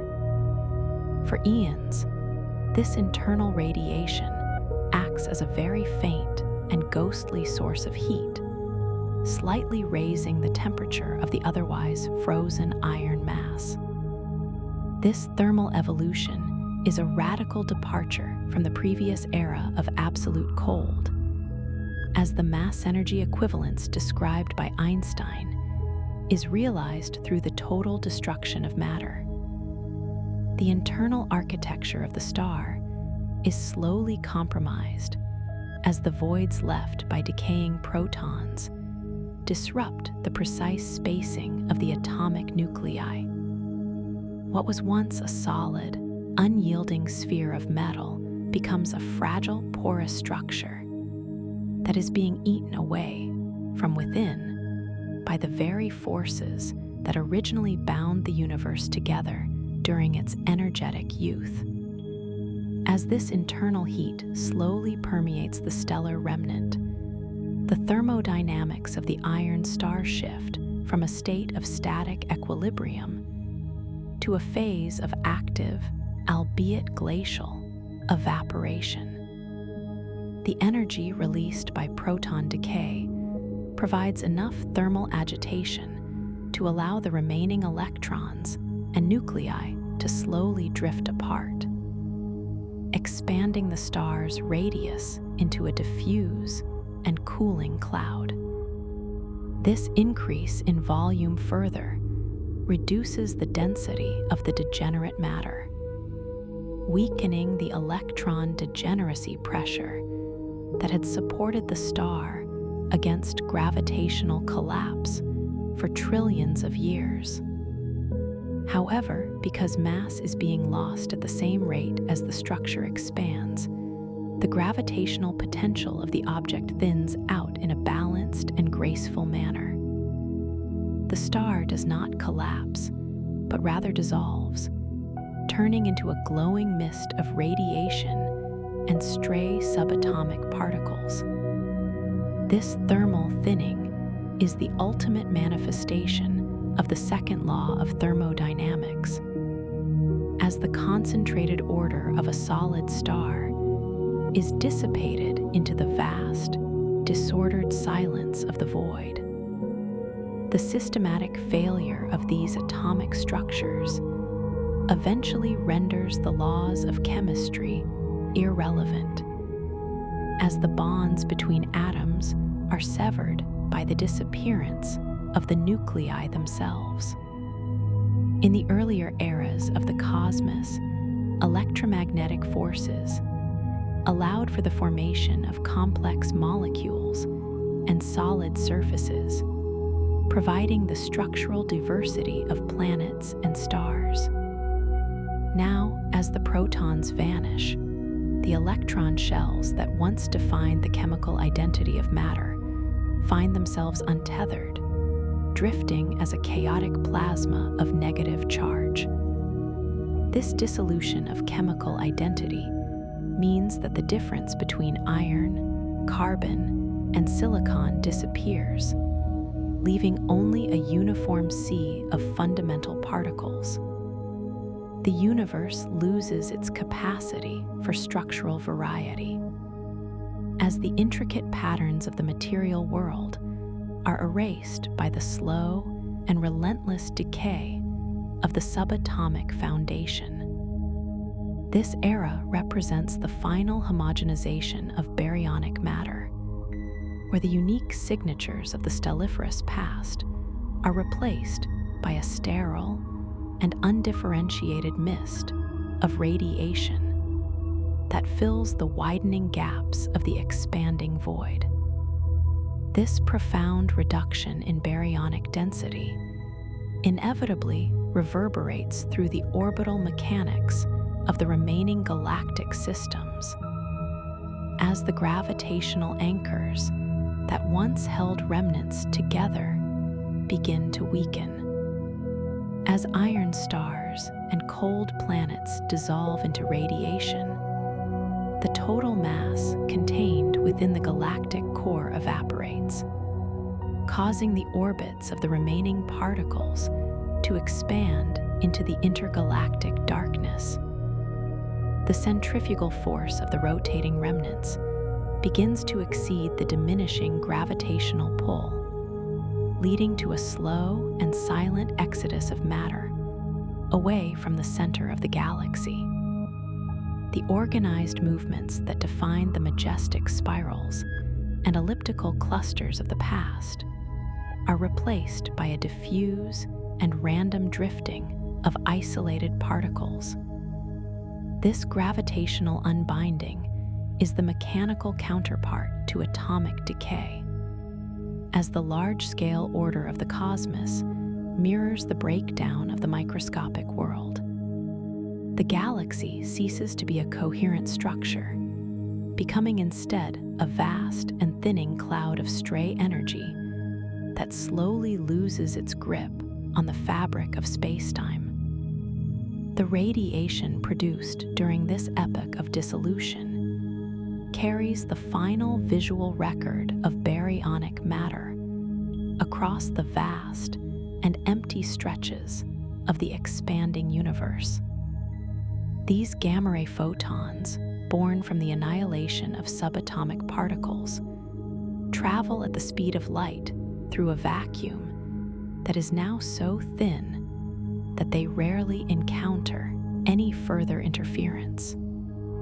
Because of the extreme light travel times involved in an isolated cosmos, the glow of a dissolving iron star might be detectable across millions of parsecs, long after the star itself has vanished into the void.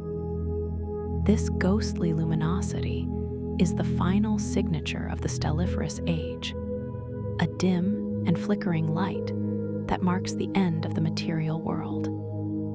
As these photons are stretched by the continued expansion of space, they are redshifted into ever lower energy states, eventually merging with the cosmic microwave background. The light of the universe is no longer a tool for observation, but a fading whisper of a reality that has finally surrendered to the absolute dominance of the void. Within this thinning mist of radiation, the primary inhabitants of the universe become stray electrons and positrons, moving through the darkness as a sparse and energetic leptonic gas. The thermodynamics of this gas are dictated by the incredibly low probability of particle interactions, as the distance between individual charges grows to encompass light years of empty space. Occasionally, an electron and a positron will encounter one another, forming a temporary and fragile bond known as positronium, before eventually annihilating into a final burst of light. This fleeting chemistry is the only form of interaction left in a universe that has outgrown the complexity of atoms and molecules. It represents a state of near-infinite simplicity, where the only events are the random collisions of particles in a vacuum that is otherwise perfectly still. This leptonic era is the final transition between the world of matter and the world of pure energy, a quiet and orderly phase where the final remnants of the baryonic past are converted into the heat of the future.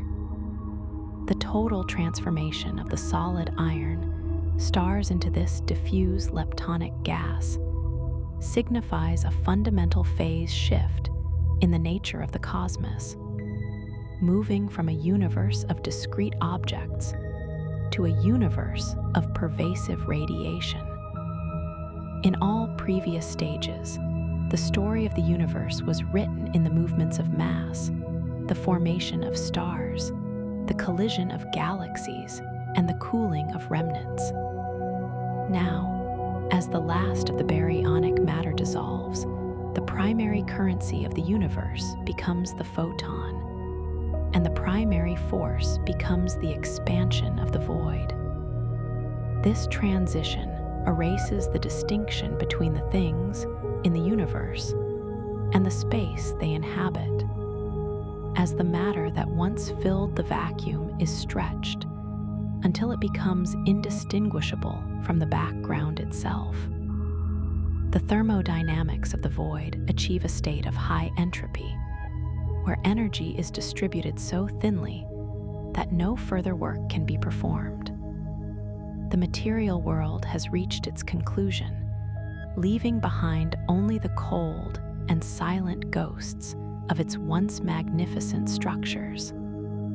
The temporal scale required for this total dissolution is so vast that it dwarfs the entire preceding history of the stelliferous and degenerate eras by a factor of trillions. If the entire age of the stars were compressed into a single second, the process of proton decay would last for a duration longer than the current age of the universe, multiplied by the number of atoms in a galaxy. This staggering duration redefines the concept of permanence, as the iron stars, which appear to be eternal monuments of stability, are revealed to be as transient as a flicker of a candle in the context of deep time. The mechanical and chemical processes of the universe move at a pace that is almost indistinguishable from absolute stasis, where the change of a single atom might take 1 billion years to occur. This slow-motion apocalypse is the ultimate expression of the universe's patience, as it carefully and systematically disassembles the complexity of its youth to prepare for a future of infinite and unchanging quietude. As the last of the baryonic particles vanish into radiation, the only significant gravitational structures remaining in the thinning cosmos are the supermassive black holes that once anchored the hearts of galaxies. These singularities, having consumed a fraction of the surrounding matter during the earlier eras, now stand as the sole survivors of the dissolution of the material world. The gravitational potential that once governed the movements of trillions of stars is now concentrated within these dark horizons, which exist in a universe that is otherwise perfectly empty and transparent. This shift in dominance marks the beginning of the black hole era, where the story of the cosmos is no longer written in the light of suns or the decay of atoms, but in the slow and mysterious evolution of space-time itself. The unraveling of matter has cleared the stage for the final and most enduring inhabitants of the void, leaving the universe to be governed by the cold and silent laws of the singularity as it drifts into the infinite night. In the absence of matter, the universe's history is now written in the cold geometry of the singularity. We will investigate the role of supermassive black holes as the sole gravitational anchors of the void, the thermodynamics of the event horizon, and the slow emission of gravitational waves. These 10 facts describe a dark and fractured cosmos, where the only remaining structures are points of infinite density, drifting through an expanding and transparent vacuum. The total dissolution of baryonic matter leaves behind a vacuum devoid of atomic complexity, elevating the supermassive singularities from galactic centers to the sole gravitational anchors of the cosmos. These black holes, having once existed as the silent architects behind the spiral arms of ancient galaxies, now persist as the only coherent structures within the thinning fabric of space-time. The gravitational potential, once distributed across trillions of stars and cold remnants, is now concentrated within these infinitesimal points of infinite density, shielded by event horizons that define the new boundaries of reality. In this era, the universe is no longer a canvas of light and chemical interaction, but a dark, geometric arrangement of gravitational wells. The transition signifies a profound shift in the scale of existence, where the frantic energy of the stelliferous era is replaced by the cold, unyielding permanence of the singularity. Each black hole becomes an isolated sanctuary of mass, preserving the final vestiges of cosmic order against the relentless expansion of the increasingly sterile and lightless void. Within the proximity of these event horizons, the classical laws of thermodynamics are reinterpreted through the lens of gravitational physics, where the entropy of the universe is now almost entirely contained within the surface area of the singularities. The event horizon serves as a one-way threshold, a mathematical boundary where the escape velocity exceeds the speed of light, effectively decoupling the interior of the black hole from the external vacuum. This isolation creates a thermodynamic system of extreme simplicity, where the only measurable properties are mass, charge, and angular momentum. As the surrounding space-time continues to cool and expand, these dark anchors maintain a state of thermal equilibrium with themselves, their temperatures being inversely proportional to their mass. This inverse relationship ensures that for eons, the largest black holes remain colder than the background radiation of the void. The universe is thus characterized by these pockets of concentrated entropy, drifting through a landscape that is otherwise achieving a state of maximum disorder and near absolute zero. This thermodynamic isolation does not preclude the influence of large-scale gravitational interactions, as the remaining singularities continue to engage in a slow, rhythmic orbital dance across light years of empty space. These binaries, formed from the centers of merged galaxies like Milky, navigate a vacuum that is no longer cluttered by the drag of interstellar gas or the perturbations of passing stars.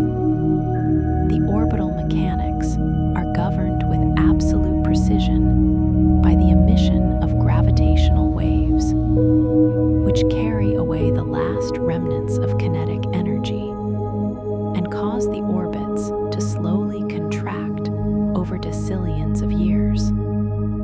This process is the final mechanical movement in a universe that has otherwise reached a state of stasis, a low-frequency hum vibrating through the fabric of space-time itself. Each revolution brings the singularities closer together, moving toward an inevitable merger that will release a final, catastrophic ripple of energy. These gravitational waves are the only signals traversing the void, the silent pulses of a universe whose only remaining history is the gradual consolidation of its mass. The information carried by these ripples travels across a cosmos where light travel time has become a meaningless metric for the exchange of matter or energy. Given that the distances between black hole systems have been stretched toward infinity, in this fractured reality, the light emitted by any final, rare particle interactions is redshifted so severely that it becomes undetectable even before it can cross the intergalactic thresholds. The observable horizon of any single black hole is essentially empty, creating a universe of absolute disconnectedness where each singularity exists in its own private spacetime bubble. This fragmentation represents the ultimate consequence of dark energy's dominance, as the accelerating expansion of the void ensures that no two gravitational anchors will ever see each other again. The light that once connected the cosmic web is gone, leaving the singularities to dwell in an eternal, localized silence.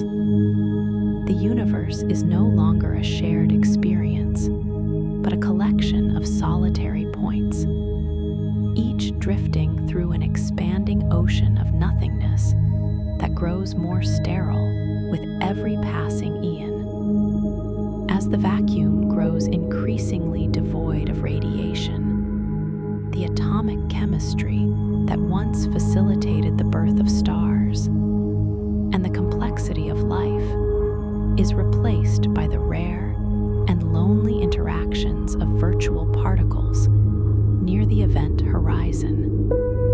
In the extreme gravitational gradients of this era, the vacuum fluctuations of quantum fields are stretched and separated, occasionally preventing pairs of particles from annihilating one another.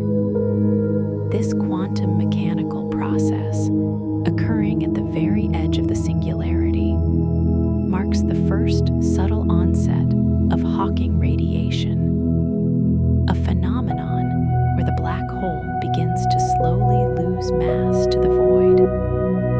While the rate of this mass loss is currently negligible for supermassive objects, it introduces a new thermodynamic pathway for the eventual dissolution of the singularities themselves. The complex molecular bonds of the stelliferous era have been simplified into these binary quantum events, where the energy of the vacuum is the only remaining fuel for change. This era is a testament to the absolute simplification of matter, where physics has retreated to the fundamental interaction between gravity and the quantum field. This steady, almost imperceptible exchange of energy is the only process capable of tapping into the immense gravitational potential locked within the singularity's mass. In the earlier epochs, energy was released through the violent processes of fusion and accretion. But in the black hole era, the universe relies on the slow motion evaporation of its final mass reserves. The potential energy that was once the catalyst for the entire cosmic narrative is now sequestered in a form that is incredibly resistant to change, ensuring the longevity of this dark chapter. As the black holes drift, they act as the final batteries of a dying cosmos, releasing their stored energy in a trickle that will last longer than any previous era of light. The thermodynamics of this process are defined by a state of extreme non-equilibrium, where the singularity is a concentrated source of order in a universe that has otherwise succumbed to the maximum entropy of the vacuum. This tension between the density of the black hole and the emptiness of space-time defines the slow and majestic pace of the deep future. The persistence of these gravitational wells is further complicated by the eventual fate of dark matter, which may have either decayed into radiation or been absorbed into the black hole's mass during the preceding trillions of years. If dark matter particles possess a finite lifespan, their dissolution would have removed the invisible scaffolding that once anchored the galaxies, leaving the supermassive singularities as the only remaining gravitational influencers. On the other hand, if these particles were slowly captured by the event horizons, the black holes would have grown to even more colossal proportions, further deepening the gravitational wells of the void. Regardless of its ultimate nature, the absence of dark matter as an independent structural force simplifies the orbital mechanics of the cosmos even further. The universe is now a clean, mathematical landscape where mass is entirely synonymous with the singularity itself. This reduction of the cosmic census to a single type of object marks the ultimate homogenization of the universe, where the diversity of the early stelliferous era has been compressed into a uniform and dark simplicity. The sheer duration of this era necessitates a recalibration of our understanding of time, as the decillions of years required for a supermassive black hole to evolve dwarf the entire history of starlight. In this deep time perspective, the era of galaxies and stars appears as a frantic, infinitesimal spark that occurred in the very first moments of a much longer and darker narrative. The passage of eons is marked not by the birth or death of celestial bodies, but by the subtle, almost imperceptible shifts in the curvature of space-time. Time itself seems to slow down as the frequency of events approaches zero, creating a universe that is functionally static for unimaginable stretches of history. The persistence of the black holes provides a sense of absolute permanence, a dark sanctuary that withstands the erosive power of entropy for a duration that exceeds the limits of human imagination. This staggering timescale is the true defining characteristic of the black hole era, a vast and silent canyon of time through which the cosmos must travel before its final transition into pure radiation. Within this vast expanse of time, the rare and catastrophic merger of two black hole singularities releases a final, monumental pulse of energy that briefly disrupts the absolute stillness of the void. When the event horizons finally touch, the two dark masses coalesce into a single, even larger singularity, shedding a significant portion of their combined mass as gravitational waves. This event is the most powerful phenomenon possible in a universe without stars, a silent explosion of space-time curvature that ripples outward toward the infinite cosmological horizon. For a brief moment, the localized entropy of the system is reduced as the two objects unify into a more stable and orderly configuration. However, because there is no matter left to be illuminated and no observers to witness the event, the merger remains an invisible and silent transformation of the cosmic structure. This consolidation of mass into ever fewer points of gravity represents the final stage of the universe's structural evolution, as the remaining energy of the cosmos is refined into its most concentrated and enduring form. As these remaining supermassive anchors settle into their final, solitary orbits, the universe begins to prepare for the inevitable reversal of the gravitational dominance that has defined the black hole era. The thermodynamic balance, which had favored the stability of the singularity for decillions of years, slowly shifts as the temperature of the expanding vacuum drops below the Hawking temperature of the black holes. This crossing of the thermal threshold marks the point at which the singularities begin to lose more energy to the void than they can possibly absorb from the sterile environment. The evaporation process still incredibly slow, becomes an irreversible drain on the black hole's mass, signaling the beginning of the end for the final coherent structures of the cosmos. The dominance of gravity is poised to give way to the dominance of radiation, as the singularities themselves start to dissolve into the emptiness. This looming transition prepares the universe for its final act, where the solid history of mass and time will be converted into a vanishing whisper of light.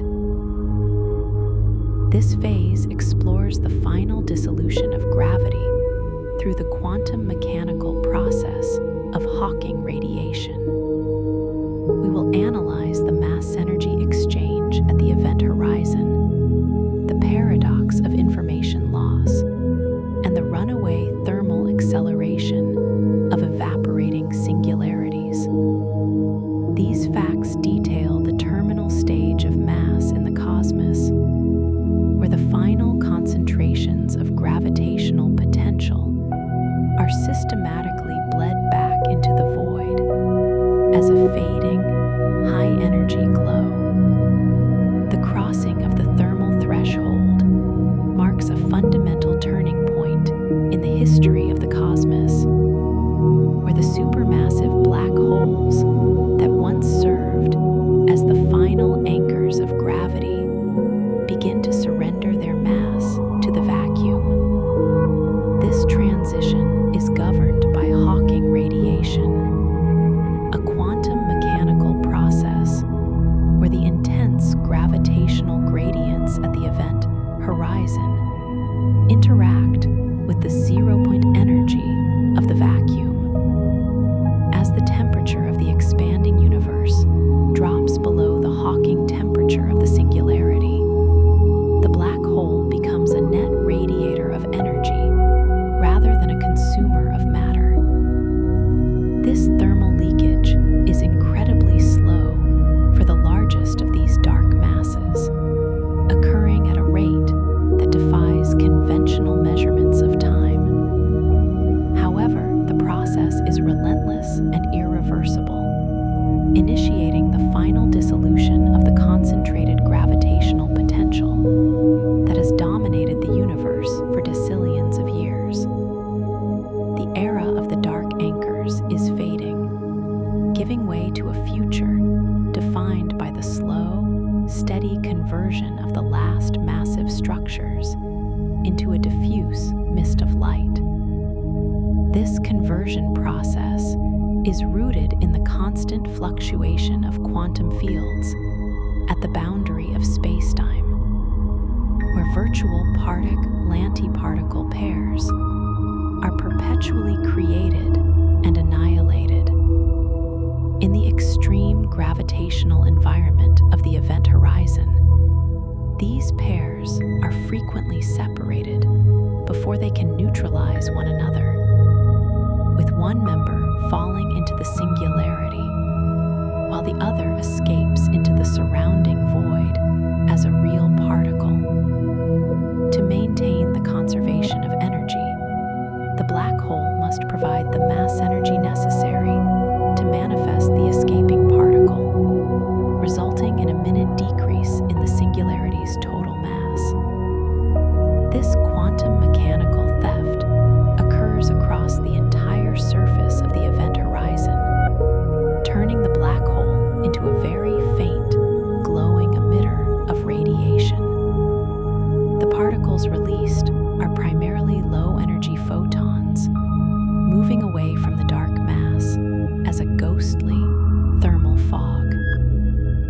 This mechanism bridges the gap between general relativity and quantum mechanics, providing the only pathway for the concentrated mass of the black hole era to eventually return to the emptiness of the expanding vacuum. The efficiency of this mass-energy exchange is governed by the inverse relationship between a black hole's mass and its surface temperature, a paradox where smaller singularities burn more intensely than their supermassive counterparts.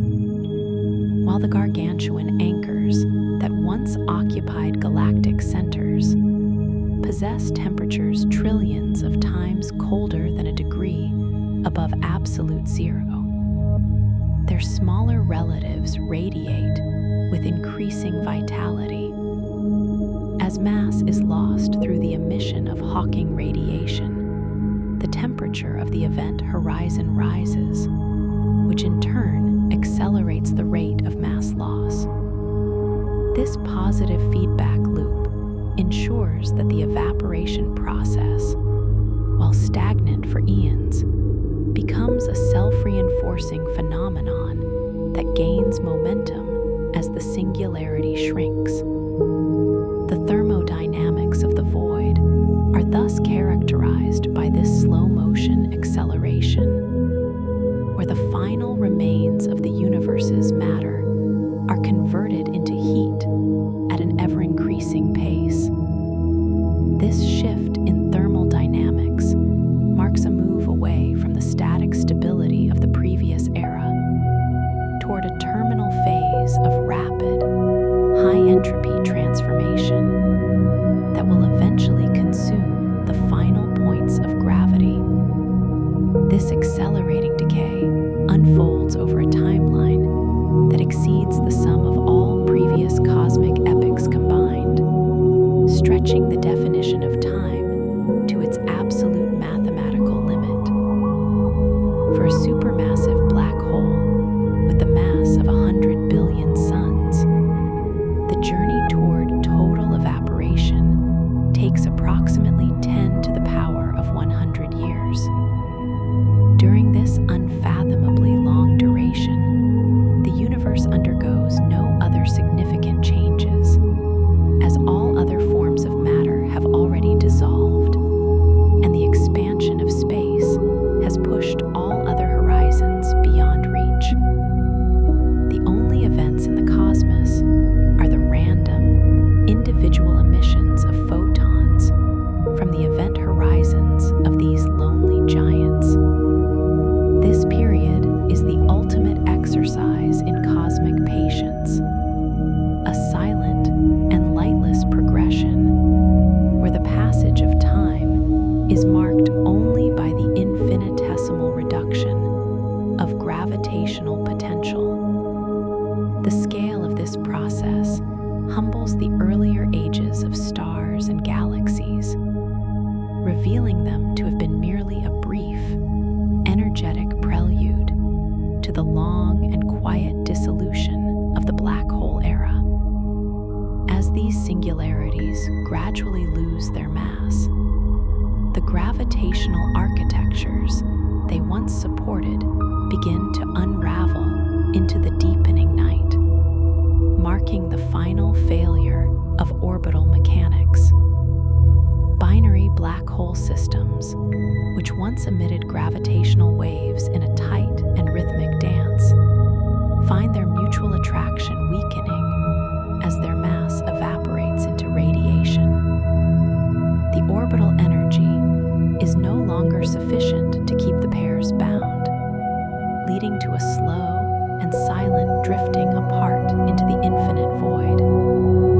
Without the centralized mass to anchor them, the particles of Hawking radiation and the fading singularities move into trajectories that will never again cross. This gravitational unbinding is the large-scale reflection of the atomic dissolution that occurred in the previous era, a final release of the tension that has held the cosmos together since the Big Bang. The universe is becoming a place of absolute disconnection, where the few remaining entities are no longer part of a system, but are solitary travelers in a vacuum that has grown too thin to support any form of collective structure.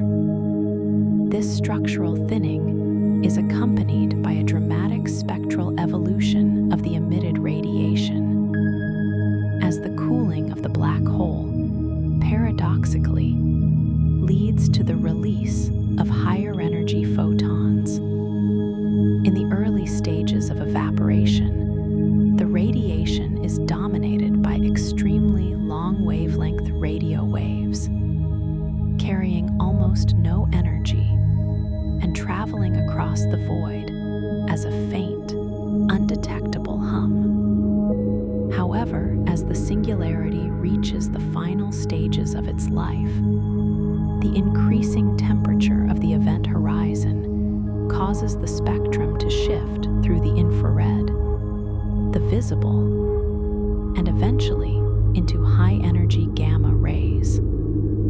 This shift signifies the final concentration of the universe's remaining energy, as the last traces of mass are converted into the most energetic light possible.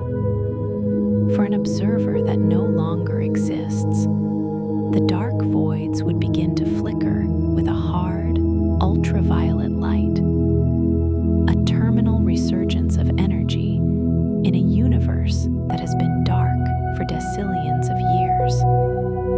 This spectral shift is the final legacy of the black hole, a terminal burst of information and heat before the transition into absolute thermal equilibrium.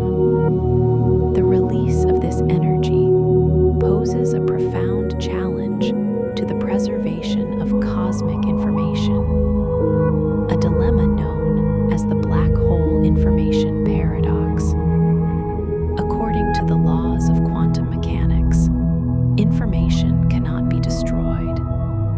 Yet the Hawking radiation emitted by a singularity appears to be purely thermal and devoid of any data regarding the matter that originally formed the black hole. As the singularity evaporates, the question arises as to where the history of the stars and galaxies it once consumed has gone. Some theoretical frameworks suggest that the information is encoded on the event horizon itself through the holographic principle, or that it is subtly imprinted into the outgoing radiation.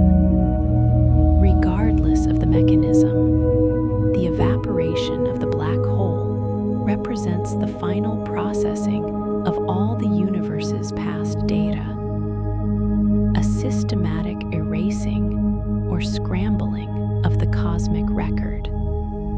The transition from mass to radiation is not just a physical change, but an informational one, where the complex history of the stelliferous era is simplified into the ultimate, disordered state of maximum entropy within the photon field.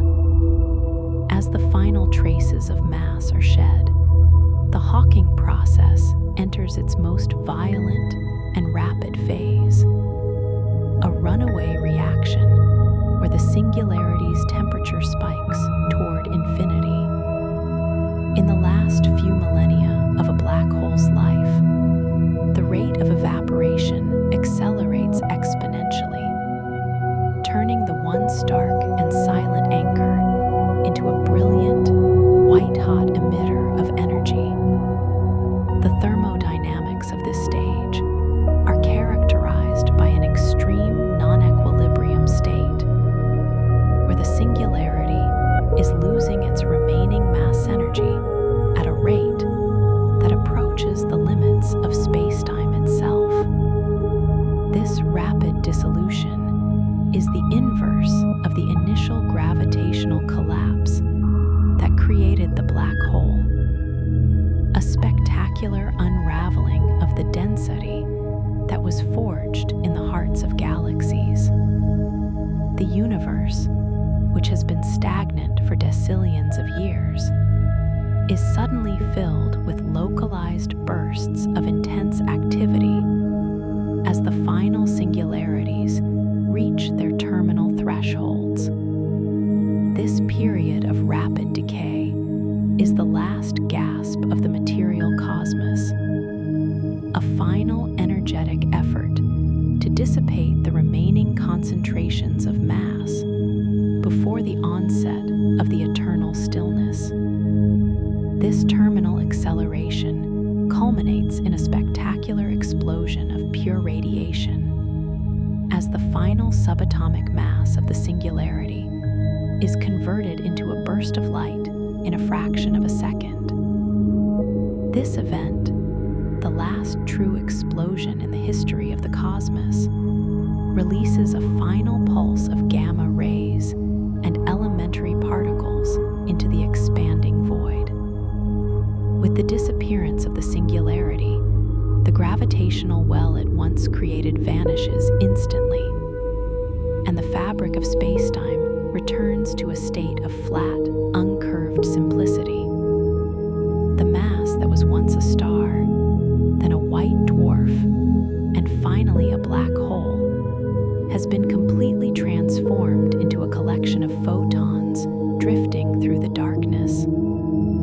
These terminal flashes occur with decreasing frequency until the very last black hole in the universe reaches its end, leaving no more concentrated mass to anchor the vacuum. This final burst of energy marks the conclusion of the age of gravity, leaving the universe as a sea of diffuse, cooling radiation that will never again gather into stars or galaxies. The aftermath of these final explosions leaves the universe in a state of unprecedented emptiness, populated only by a sparse and fading mist of photons and leptons.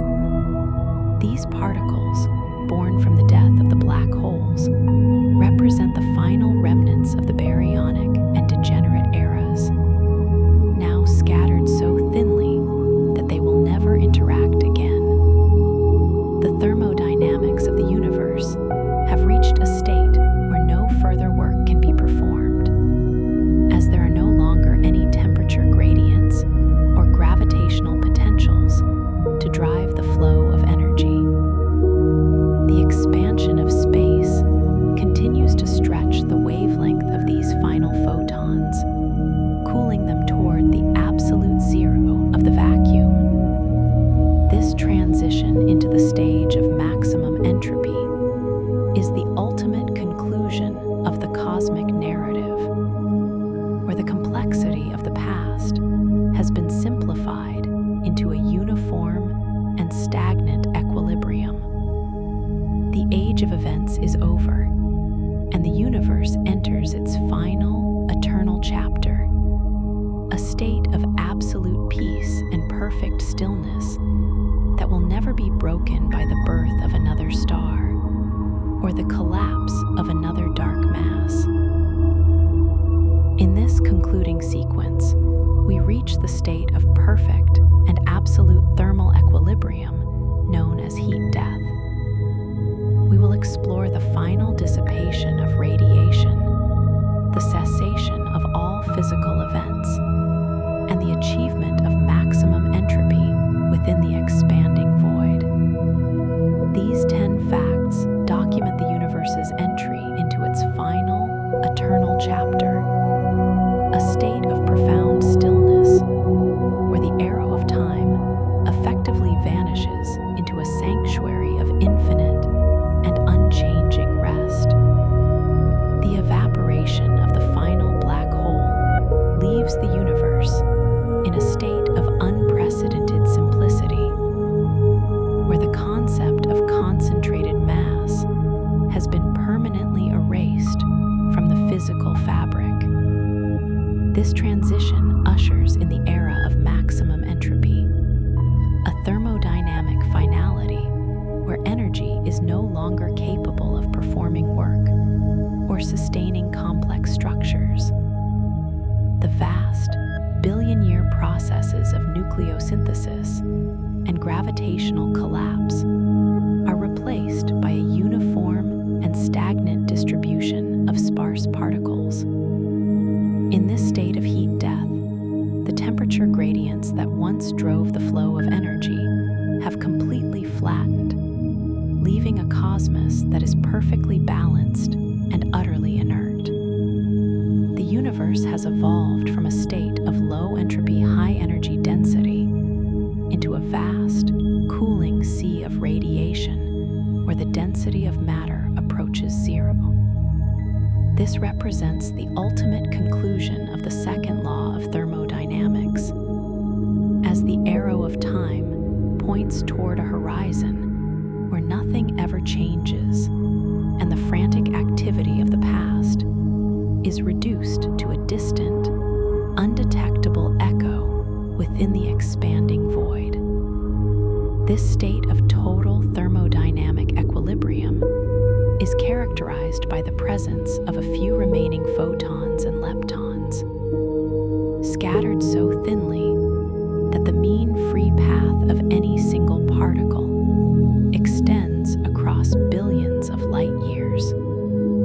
As space continues its relentless, dark energy-driven expansion, these final messengers of the material age are subjected to infinite cosmological redshift, stretching their wavelengths until they effectively vanish into the vacuum. The energy once contained within stars and galaxies is now diluted across a volume of space so immense that the distinction between matter and the void begins to dissolve.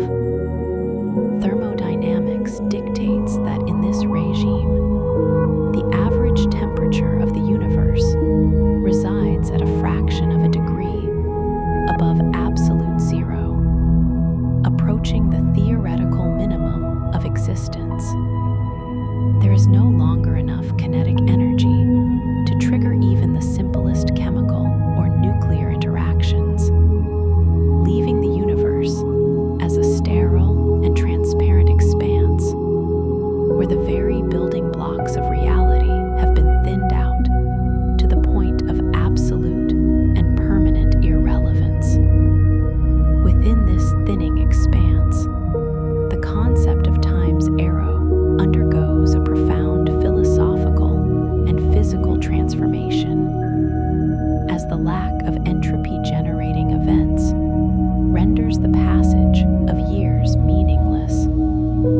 For time to be perceived as a linear progression, there must be a sequence of changes, a cause and effect that leaves a measurable trace in the cosmic record. However, in a universe at maximum entropy, every moment is indistinguishable from the next, creating a temporal landscape that is functionally static and eternal. The mechanical movements of galaxies and the rhythmic pulses of stars have been replaced by a state of absolute stasis, where the fabric of spacetime remains undisturbed by the presence of mass. This cessation of dynamic activity implies that while time theoretically continues, it no longer possesses the ability to organize matter or energy into new configurations. The universe has entered a state of infinite boredom, where the future and the past are symmetric, locked together in a silent and unchanging embrace that will never again be broken by light. This symmetric stillness is the ultimate consequence of the universe's transition from a closed, high-energy system into an open, low-density void where all gravitational potential has been exhausted. Without the anchors of singularities or the nurseries of gas clouds, the curvature of spacetime flattens into a state of perfect Euclidean simplicity, unmarred by the distortions of massive bodies. The orbital mechanics that once dictated the majestic movements of planetary systems and galactic clusters have been entirely dismantled, leaving only the random, chaotic drift of isolated particles. This loss of structural hierarchy represents the final homogenization of reality,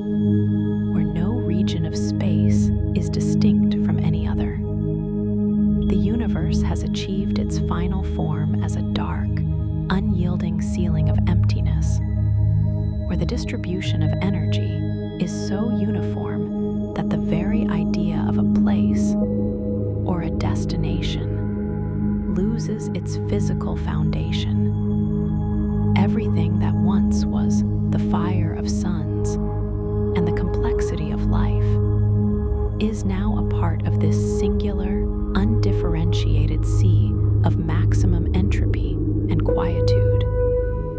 The few remaining subatomic inhabitants of this dark sea, such as isolated electrons and stray neutrinos, move through the vacuum as solitary wanderers with no possibility of interaction. Because the expansion of the universe has pushed the cosmological horizon to an infinite distance, these particles are untethered from any localized system, effectively existing in their own private universes. The thermodynamics of this stage are defined by the sheer scale of the vacuum, where the probability of two particles ever meeting again is so low that it effectively rounds to zero. This absolute isolation is the physical manifestation of the universe's fragmented state, a reality where the connective tissues of electromagnetism and gravity have been permanently severed. The baryonic matter that once defined the era of complexity has been converted into this sparse, leptonic gas, drifting forever through a void that grows colder and larger with every passing second. The universe is no longer a collective story, but a trillion separate, silent endings, each occurring in a darkness that is impossible to bridge.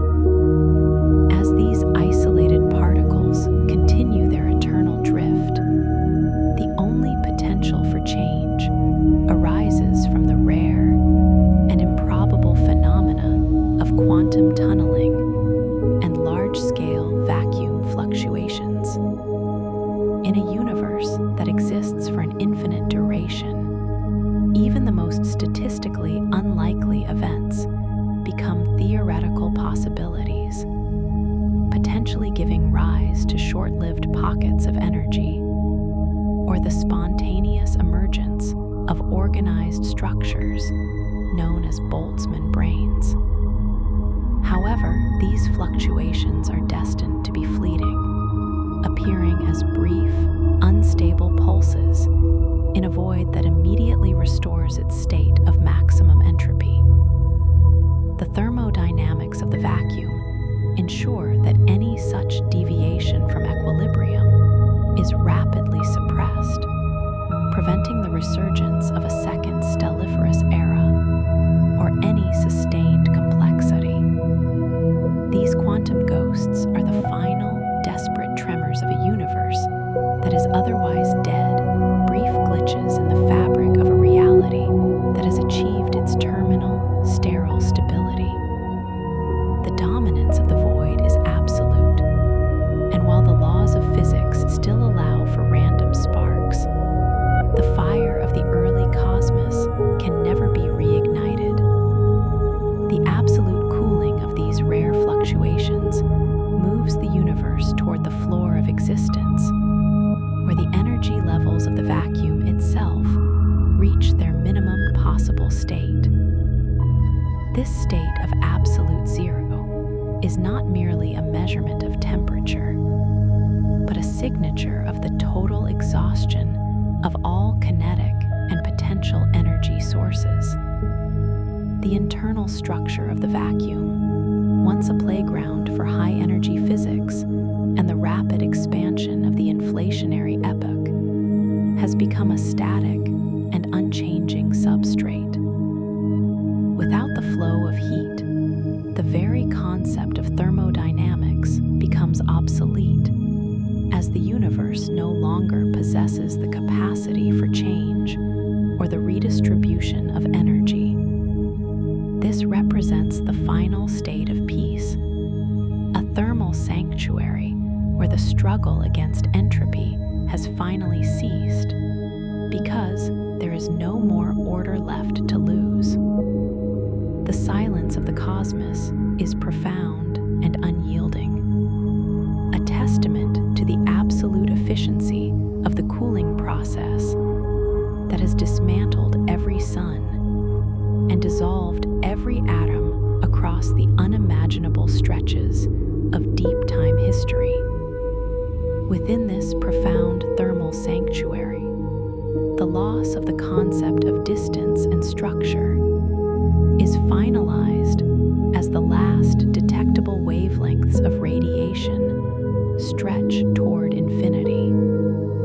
In a universe without observers, without stars, and without gravitational markers, the geometry of space becomes a featureless and abstract grid that no longer relates to the objects within it. The light travel time between the remaining particles grows beyond any meaningful scale, rendering the universe as a collection of disjointed points that are physically incapable of ever communicating again. This informational death is the ultimate isolation, where the history of the universe is not just forgotten, but rendered inaccessible by the very nature of expanding spacetime. The majestic scale of the cosmos, which once inspired awe through its vastness and complexity, is now a sterile infinite, where the word big no longer has a small to provide context. Reality has been stretched so thin that it possesses no texture, no density, and no shadows, leaving only the uniform and transparent clarity of the final, eternal night. This infinite night is characterized by a state of cosmic boredom, a profound and unchanging stillness that persists for a duration that makes the entire previous history of the universe look like a vanishing spark. If the current age of the universe were represented by a single atom, the duration of this final state of maximum entropy would exceed the volume of the entire observable cosmos. Time continues to flow only in a mathematical sense, as there are no clocks left to tick and no physical processes left to measure the passing of eons. The thermodynamics of this stillness represent the ultimate return to equilibrium, a state of rest that the universe has been striving to reach since the first moment of the Big Bang. The frantic energy and violent transformations of the past were merely a temporary disturbance in this grand, underlying peace. The universe has finally settled into its natural state, a vast and quiet museum of nothingness, where the only exhibit is the perfection of absolute and total equilibrium.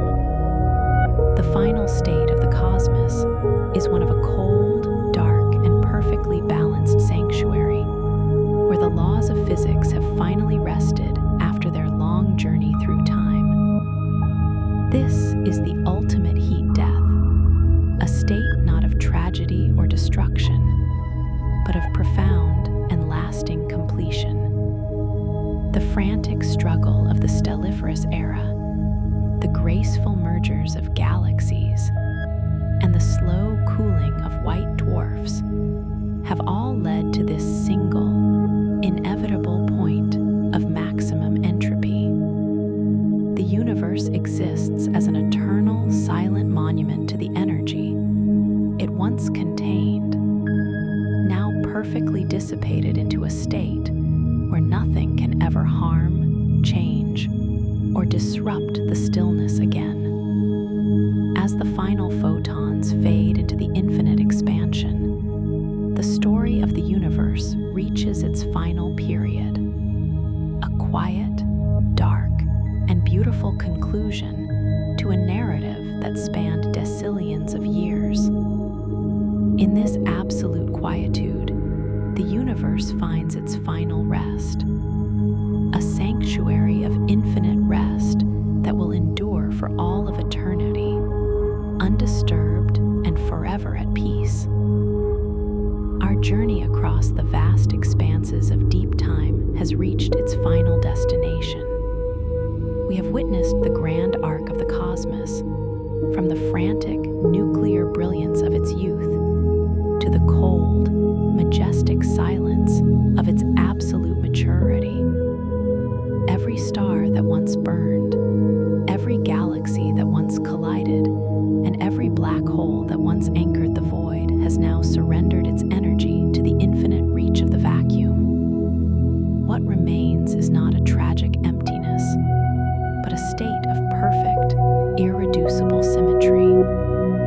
The arrow of time, which once drove the universe through billions of years of chaotic transformation, has finally found its rest in the sanctuary of maximum entropy. The story of the universe is now complete, having transitioned from the noise of creation into a profound and eternal equilibrium. In this stillness, there is no more heat, no more light, and no more change, only the peaceful, unchanging embrace of the void. As the final echoes of the past fade into the deepening night, the universe achieves its ultimate purpose, a sanctuary of absolute and everlasting quiet. The long day of the cosmos has ended, and the eternal night has begun. You are part of this grand, silent narrative, returning now to the same stillness that governs the furthest reaches of space and time. Close your eyes, let the weight of the eons settle over you, and drift into the perfect peace of the final horizon. The universe is at rest, and now so are you.